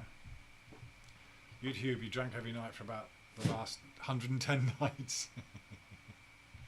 Alright, I'm going to just change over something here. Where was it? Solstices. Let me just bring that up. Yeah. Okay, just... Alright. So I want to look at this one a second, yeah? Like this is an image of, maybe I'm not sure if you can see it, but there's three arcs here of the sun during the different solstices. I'm not sure where this photo was taken from or whatever, but if you just look at that, and so okay, the globies are just looking at the sun and saying we must be on a spinning globe because I can make predictions about where the sun. But what does that tell us? What does that really tell us about what we can see? Let me just try and see if I can make this slightly bigger. Hang on a second. No, it won't get any bigger. All right. Yeah. You know, what about that? So you can plot the path of the sun across the sky, but does that tell you you live on a spinning globe? You've got a level horizon. You would, if you're in the north, you would be looking south. Okay, so you're looking south, and this is why, again, this is when I started looking at this. I thought, well, if you look at that, if you look at these arcs that you can see here, well, if you're in the north, it looks like you're on the outside of the circle that the sun is making. Yeah. So you're facing south. So does that mean that the sun is actually circling Antarctica, or what we call Antarctica down south? Yeah. But then at some point in the year, the sun is going around behind you because you get further north. Again, it's all about how this has been put together with these cardinal directions. I think it needs to be pulled apart. Yeah.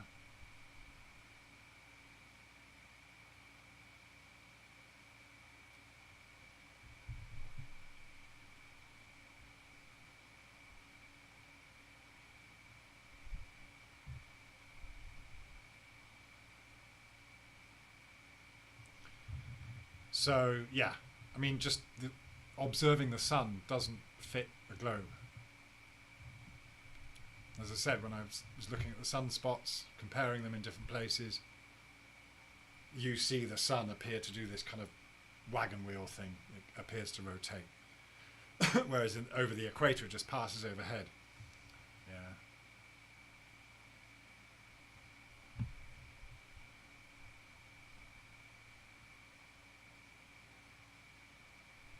What's that, YouTube? You're making a bottle for £1.30 and it's smooth stuff. 15%. What, wine? Nice one. Yeah. You can start doing that here as well. Yeah, I found some place to get. It's difficult to get the wine yeast here, but I found a source. So I'm gonna start doing that myself actually.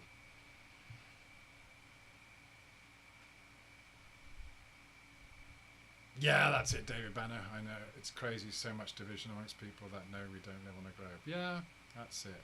Yeah. So you got to wonder what are people's motives to start kind of trashing other people.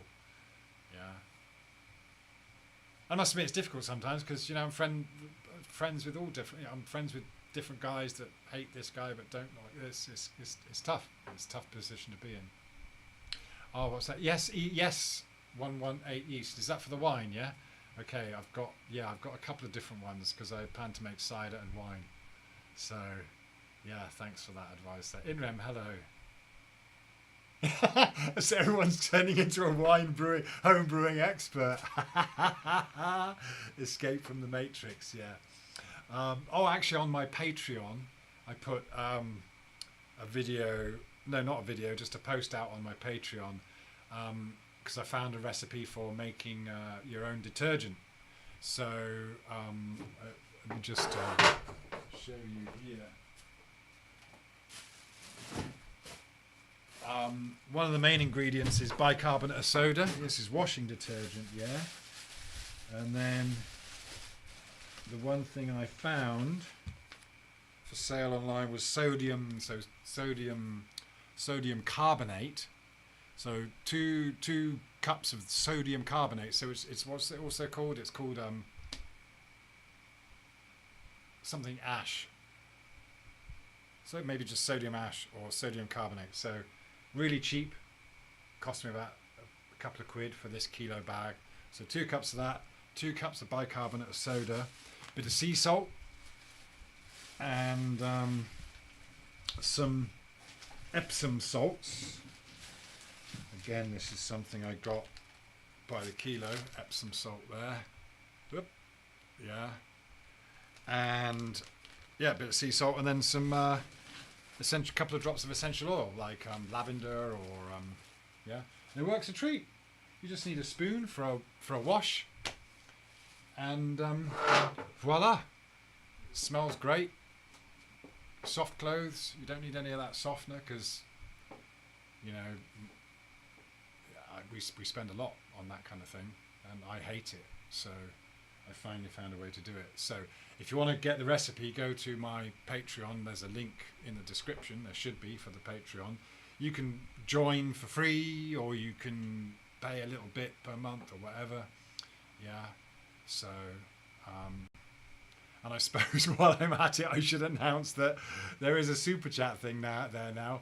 I've got YouTube has allowed me to put super chats, so it's there. So but that's it. I mean, it's just it's there if anyone wants to. So am I V Thomas? I was thinking about it, actually, V Thomas. You know, is it possible to bag this stuff up? It's a what are you saying? It's a kilo of sodium carbonate. All right. And Epsom salts and bicarbonate of soda. Yeah. But I was thinking about selling it because I use these essential oils, which are really nice, proper essential oils, and it's really nice.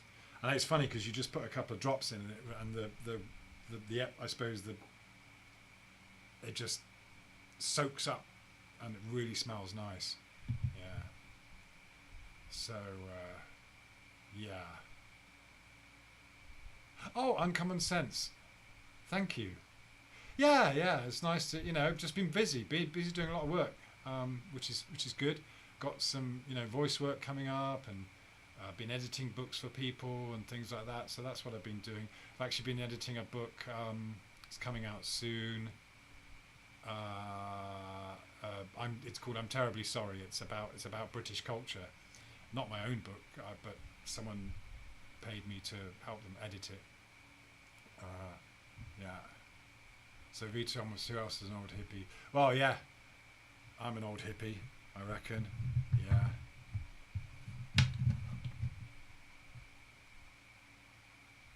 60, is that your age, Imran? Yeah. But it's cool, isn't it? It doesn't matter how old you get. Well, I suppose it does, but but you kind of, things happen with age that you just, you couldn't see would ever happen when you were younger. I'm never going to get old. I'm never going to be like that. Yeah. But I am, it's nice to be, not concerned about, my kids, only one of my kids goes to school now because he enjoys it. He's involved in the school band and this and that. He does sports and he's got some good friends. But the other ones, the rest of them, they're getting homeschooled, and they're, I think they're living a life where they're not being shamed and they're not being taught to fear things. Yeah. And that's the thing. This whole matrix thing, isn't it? It's all around us. There's all this pressure to conform. Even among the non-conformists. They'll say, well, don't conform with them, but conform with me instead. That's bloody boring. Yeah.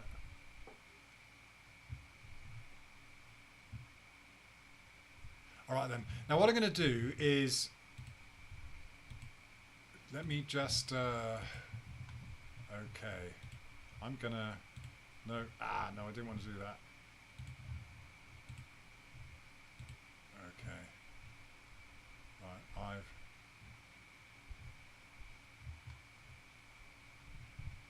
just a second. Well, I'm just setting up the Google Meet, and I don't know if that's going to disrupt.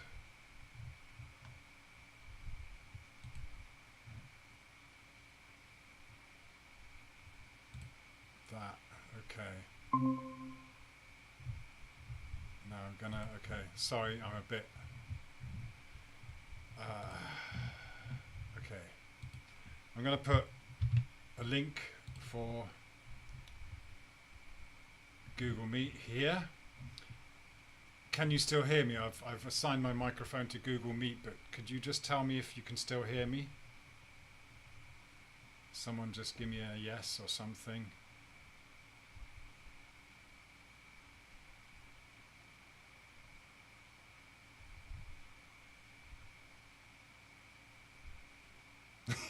David Banner and YouTube talking about their growing techniques. Yeah, of course, you know it's totally liberate here in Thailand now. Yes, thank you, Inram.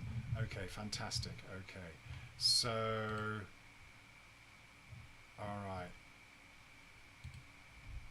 let's see. So I won't add my camera. So basically, you can, if someone wants to come along, we'll see if this works with the Google Meet, and I do have it ready to show up if someone joins with a camera.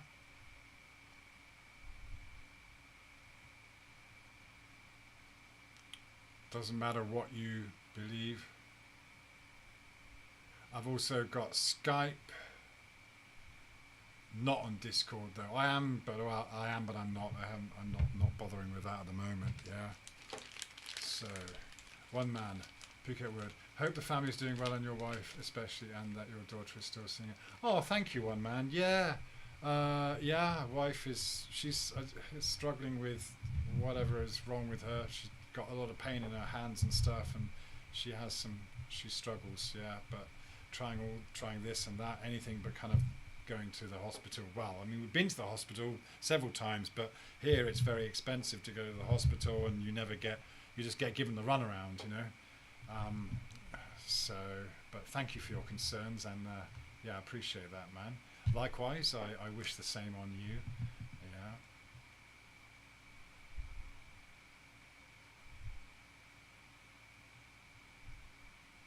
All right. So yeah, you're welcome to. You know, I'll stick the link in the chat again. That's all right. That's a Google Meet. If anyone wants to come in.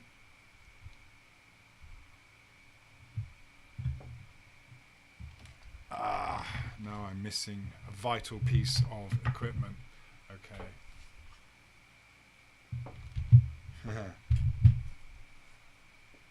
You'll have to excuse me while I go and get something, I think.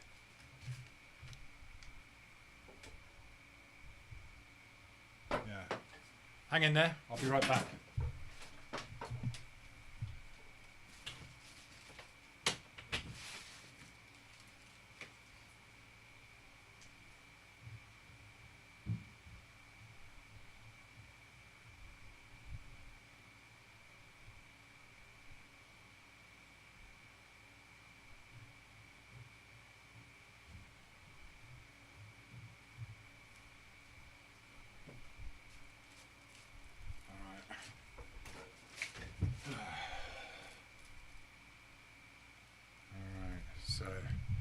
Is anyone planning on coming along and having a chat? Want to say your bit? Yeah.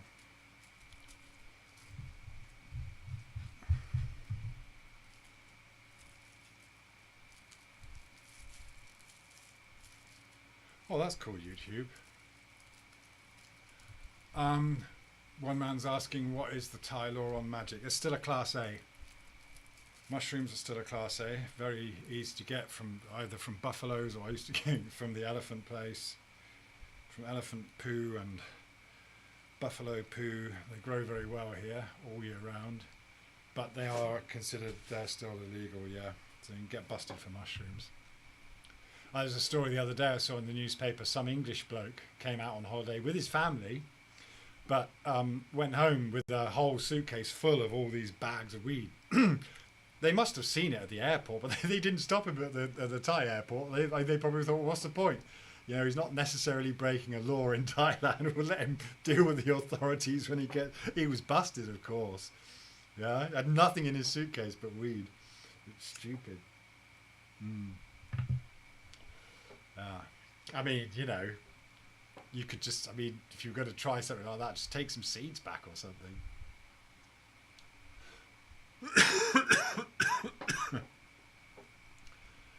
Yeah, Nachikita is going on about that, and I've had to try to have a conversation with him, and just again, people keep talking about practical reality, and I said, well, yeah, okay, let's talk about practical reality.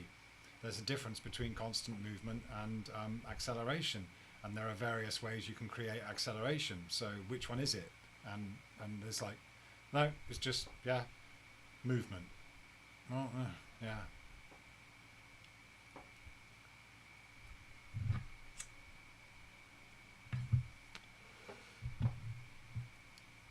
The thought of Earth moving is horrifying you. Yeah. Uncommon Sense is saying, what chat is Nick talking to? I'm talking about just basically I've got Google Meets open. I put a link in the chat if anyone wants to come along and have a chat and try and have a conversation live. Yeah. What's that, V. Thomas? You knew an ex-copper who got busted for having sex on his own beat. They shouldn't bring the beat. They should bring the beat back. Oh dear. Yeah. I remember when I was younger, I thought I was going to be a copper. When I was growing up, I thought, yeah, that's the career for me. But then as I got older, I started to realize, you'd have to follow orders that you didn't necessarily agree with. And so that eventually put me off.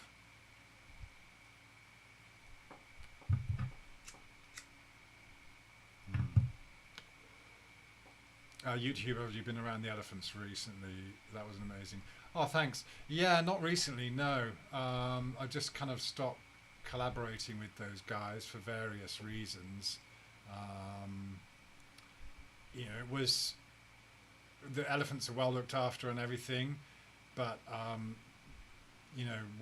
it's not necessarily a sanctuary, and it became, there's only one or two. Well, there's a few. It's become a very popular thing here, and actually, one of the things here is also that as a foreigner, there are so many things I'm not really allowed to do. Any job that can be done by a Thai, then a foreigner's not allowed to do it. Thailand's not like America where you can get a green card. So even though I'm married with kids, I still don't have what would be a green card. To have a work permit, you have to have a company that will sponsor you specifically for that work permit, and it has to be quite a big company. So that place, to be honest, I mean, I couldn't really do it all legally there with those guys. So there was always a risk of, even though you're kind of doing something that's helpful to the animals or the economy or the general, it doesn't make any difference in their eyes. It puts a target on your back. Yeah. Yes. I think you told that story before, YouTube.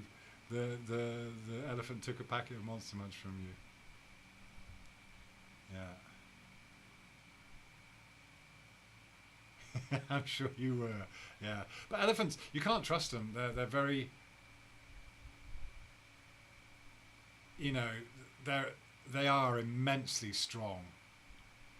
And yeah, they can turn on you very quickly, and they can move very fast, actually. Yeah. And there was one time when I ended up being crushed between an elephant and a tree, and it was only a baby elephant, but it messed me up, and it was just because they were trying to get the food I was giving. So it's dangerous to be around elephants. Yeah. What's that, Josh Corey of the Iron Realm? We shouted at Nick last night on HNS as a great demonstrating angular resolution and a champion of elephants. I love that video. Thanks, Josh. Good to see you, man. Yeah. Pop in for a chat one time. What's that, YouTube? An elephant can just step to the side and crush you, not knowing. In fact, it happens with horses and cows. Yeah, that's right. Hang on, let me just check if. Oh, hang on. No, stay on the call. Okay. Does anyone want to come along have a chat. Let me just put this. I'll just put this in one more time. Okay, there's the Google Meet link if anyone wants to come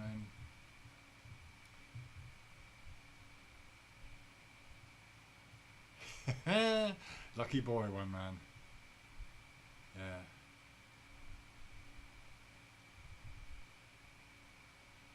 Have no sphere. Yeah, well, shout out to you guys too. Have no sphere. You're doing a great job. You're consistent, that's for sure. Yeah. So that's kind of what's needed, isn't it? Consistency. Something I'm not so good at. Yeah. Right.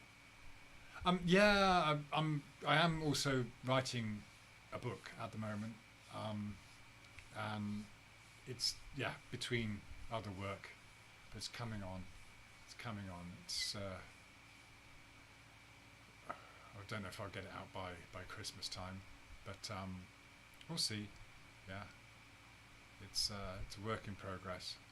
But again, it's always been just the whole psychological thing, really. Not necessarily about flat Earth proofs, but this whole psychological aspect. So, ties in a lot of what I've kind of learned about Buddhism and the mindset and things like that. So again, that's what's always fascinated me about this whole thing is it's not only observing beliefs and everything, culture, externally but internally, isn't it? That's what it's all about. Yeah. So stubborn, I'm not sure who you're talking about, Josh. If you had a time machine, what year would you go back to? 1992? The 80s was pretty good.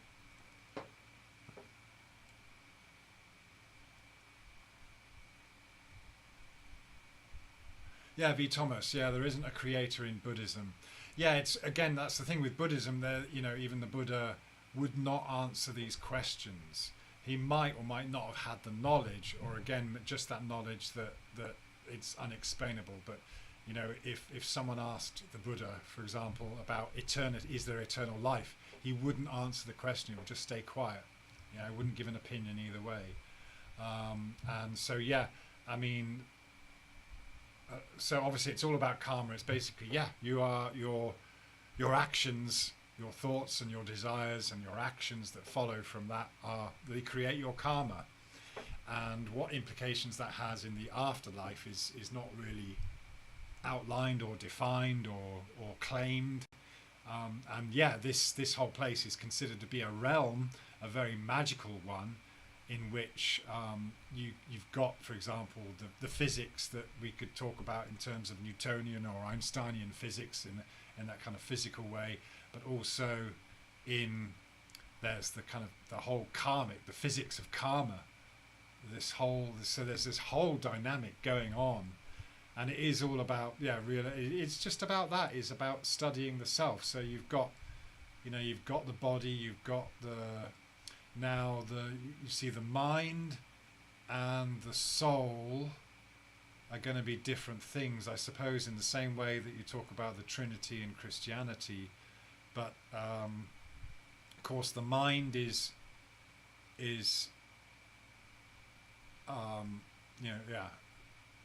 obviously connected, and so basically, I was talking to my wife the other day. It's like, well, the thing is, when some people, when they die, especially if you die in a very chaotic situation, let's say, for example, you die without your loved ones around you, you die in hospital, and then you're unconscious, or they've got you drugged up and things like that. Well, what's going to happen is you've still got your mind. The mind, there's the Western concept is that the mind is part of the brain.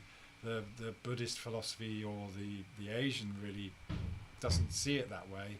They see the mind as being part of your spirit, because the whole point of being here is to is to develop the mind, or to tune in and kind of ascend in a certain way to improve the mind, to stop the mind creating all the suffering. So yeah, we arrive on the earth, and the suffering that we experience, apart from illnesses and physical pain or disease, is going to be mental suffering. That's the whole other side of it. And that's all with the mind, and that's not necessarily with the brain. The brain is there to make your body function and do all that. And yes, okay, it's maybe the mind has a connection to the brain and the body. It's like multiple tendrils, I suppose. But then, so when the body dies, then you're still left with the mind, which I suppose you would have a personality, you would have thoughts, so you'd still have thoughts and things like that. And so you'd still feel as if you're the you. All this internal dialogue is still going on, but the body's not there. So if it turns out that the body, this is when you get ghosts and spirits that are lost or whatever, or maybe, this is where demons and other, so there's all this stuff going on around us, lost souls, as it were. If the body's gone, maybe it's been moved to a different place, and there wasn't some kind of ceremony done to call the spirit to go along with the body. Then maybe the mind and the spirit comes too. Oh, where's my body? Now they're lost. That's they say there's a lot of spirits and lost souls in hospitals because the body's gone and they were unaware of it. Yeah, and then they've got no way back. They can't. If the body's, even if the body's dead, well, then there's this period before the cremation and all the other ceremonies to go on to the other side. They say it takes about 3 days. Yeah, for you to actually realize that you've died, and then kind of to make that journey to the other side, and go wherever you go. Whether there's decisions to make there, and then I've no idea. But yeah, that's the thing with being separated from the body like that. It can be a problem, so you end up being lost. Yeah.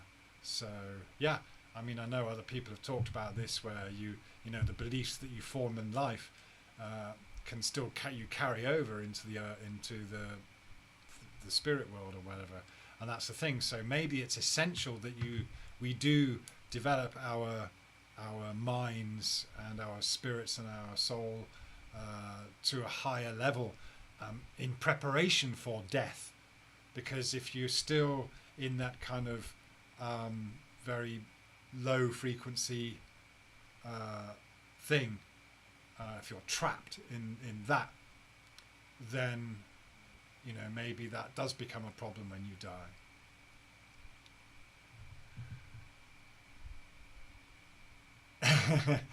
David Banner, that was Raves in London, the telepathy and hard times.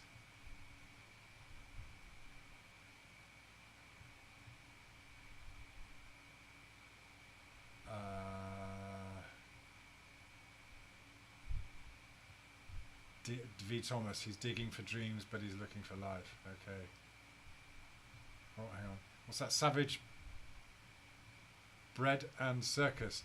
Problematic being a sphere with parallel latitudes perpendicular to longitudes, that coverage at the poles, even giving them the parallel curved lines, which go against parallel curved lines only being straight.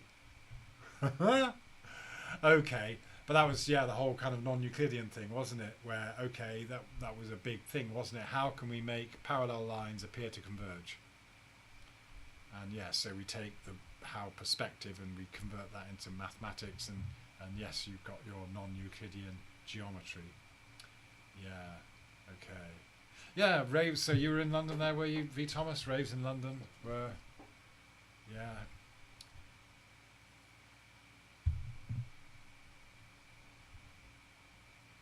What's that one, man? When we create, if we want it to animate, we need electricity. Yeah, so the whole energy, electricity is a big part of it, isn't it? Yeah, that's significant. Yeah.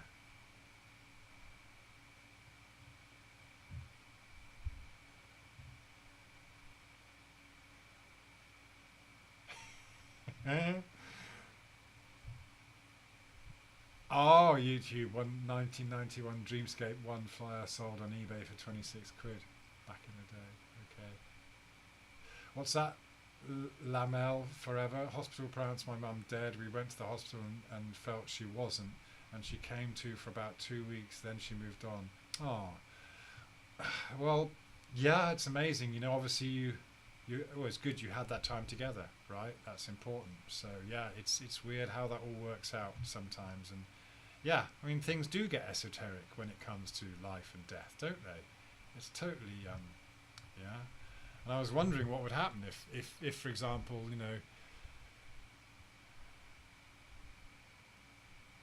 suddenly something changed and reproduction became impossible.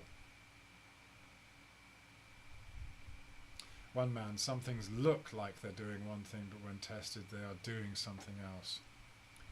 Yeah, and I don't know if you're making a comparison to something in particular, but I'd say at this point, so much of what we do is still open to interpretation. Yeah,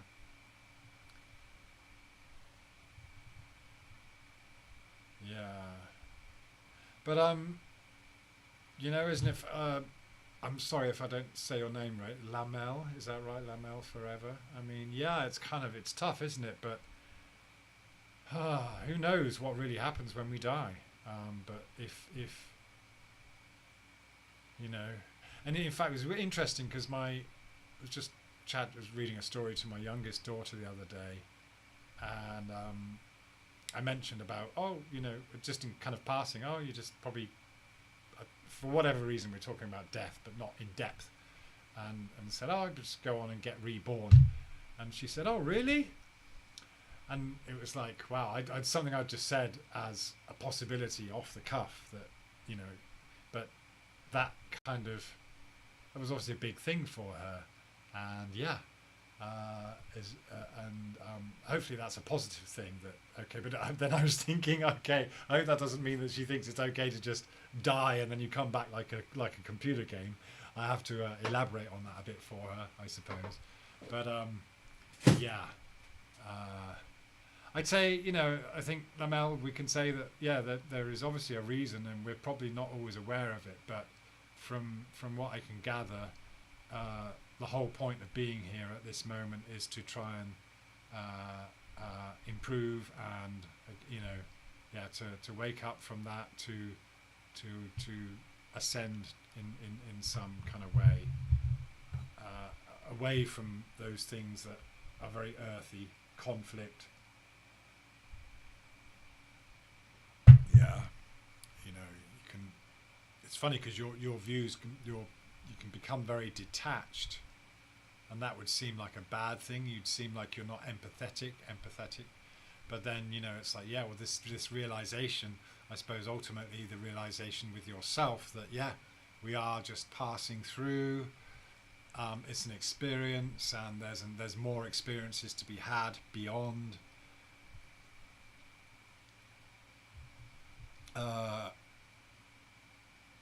Hang on, Glenn Souch, hello there.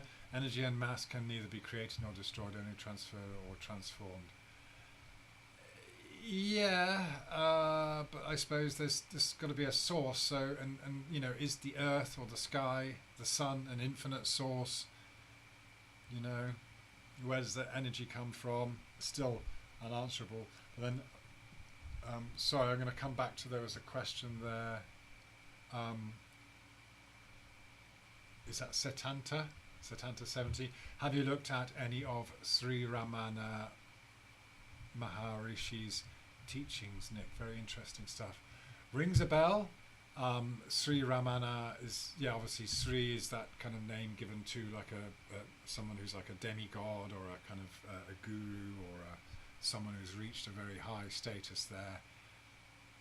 Rings a bell, but I'll look it up some more. But without wanting to sound too whatever, yeah, I think ultimately they all lead to a similar thing, whereas that you're really trying to be detached, accept the suffering, be detached from the suffering, and then that helps you to suffer less. Yeah, so I think ultimately when you get to that point where you're dying, if you're not suffering, if you've reached that, or the mental suffering, if you've managed to stop the mental suffering, then you're probably in a good position. If you're still suffering mentally, when you die, then probably something gets carried over. That's kind of what all I can make of it. Yeah. That's a good question, Josh. What happens to any energy when it gets converted? Yeah, Glenn Souch says, okay, your life energy will depart from your physical form, but I suppose it's going to carry on over and go somewhere else, right? Yeah. Okay, Brian A., have a good one, thank you. All right. Oh, Lamel, okay, back to you.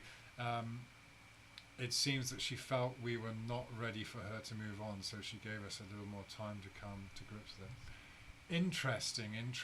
Yeah, so there was some control over the destiny there, but I think, yeah, that obviously is one of the very painful things, is are the people around you ready?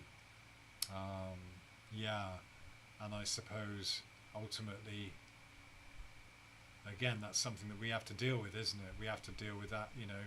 You can't blame someone for dying. It's going to happen.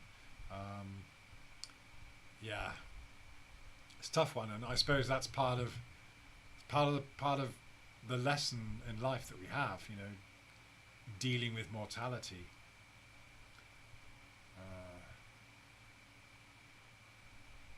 One man says, "I think," emphasizing think. Death is total recall. It's harder to forgive yourself than it is to forgive by someone. That's very true, isn't it, one man? Yeah. Self-forgiveness is really tough, but I think kind of essential part of it. But it doesn't come naturally. What really does it? It's very, you know, and you almost feel guilty if you forgive yourself, and again, but that's again part of the process, and it's kind of eventually you can get to that point where you do accept what you've done, can't change it. Yeah. Kim Dawes, hello. Yes, you caught a live stream. We are live and direct, and the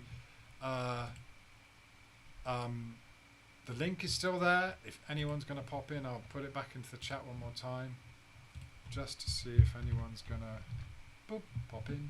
Okay. So I put a link down there in the chat for anyone that wants to click and come and say hi, have a chat, broadcast your thoughts.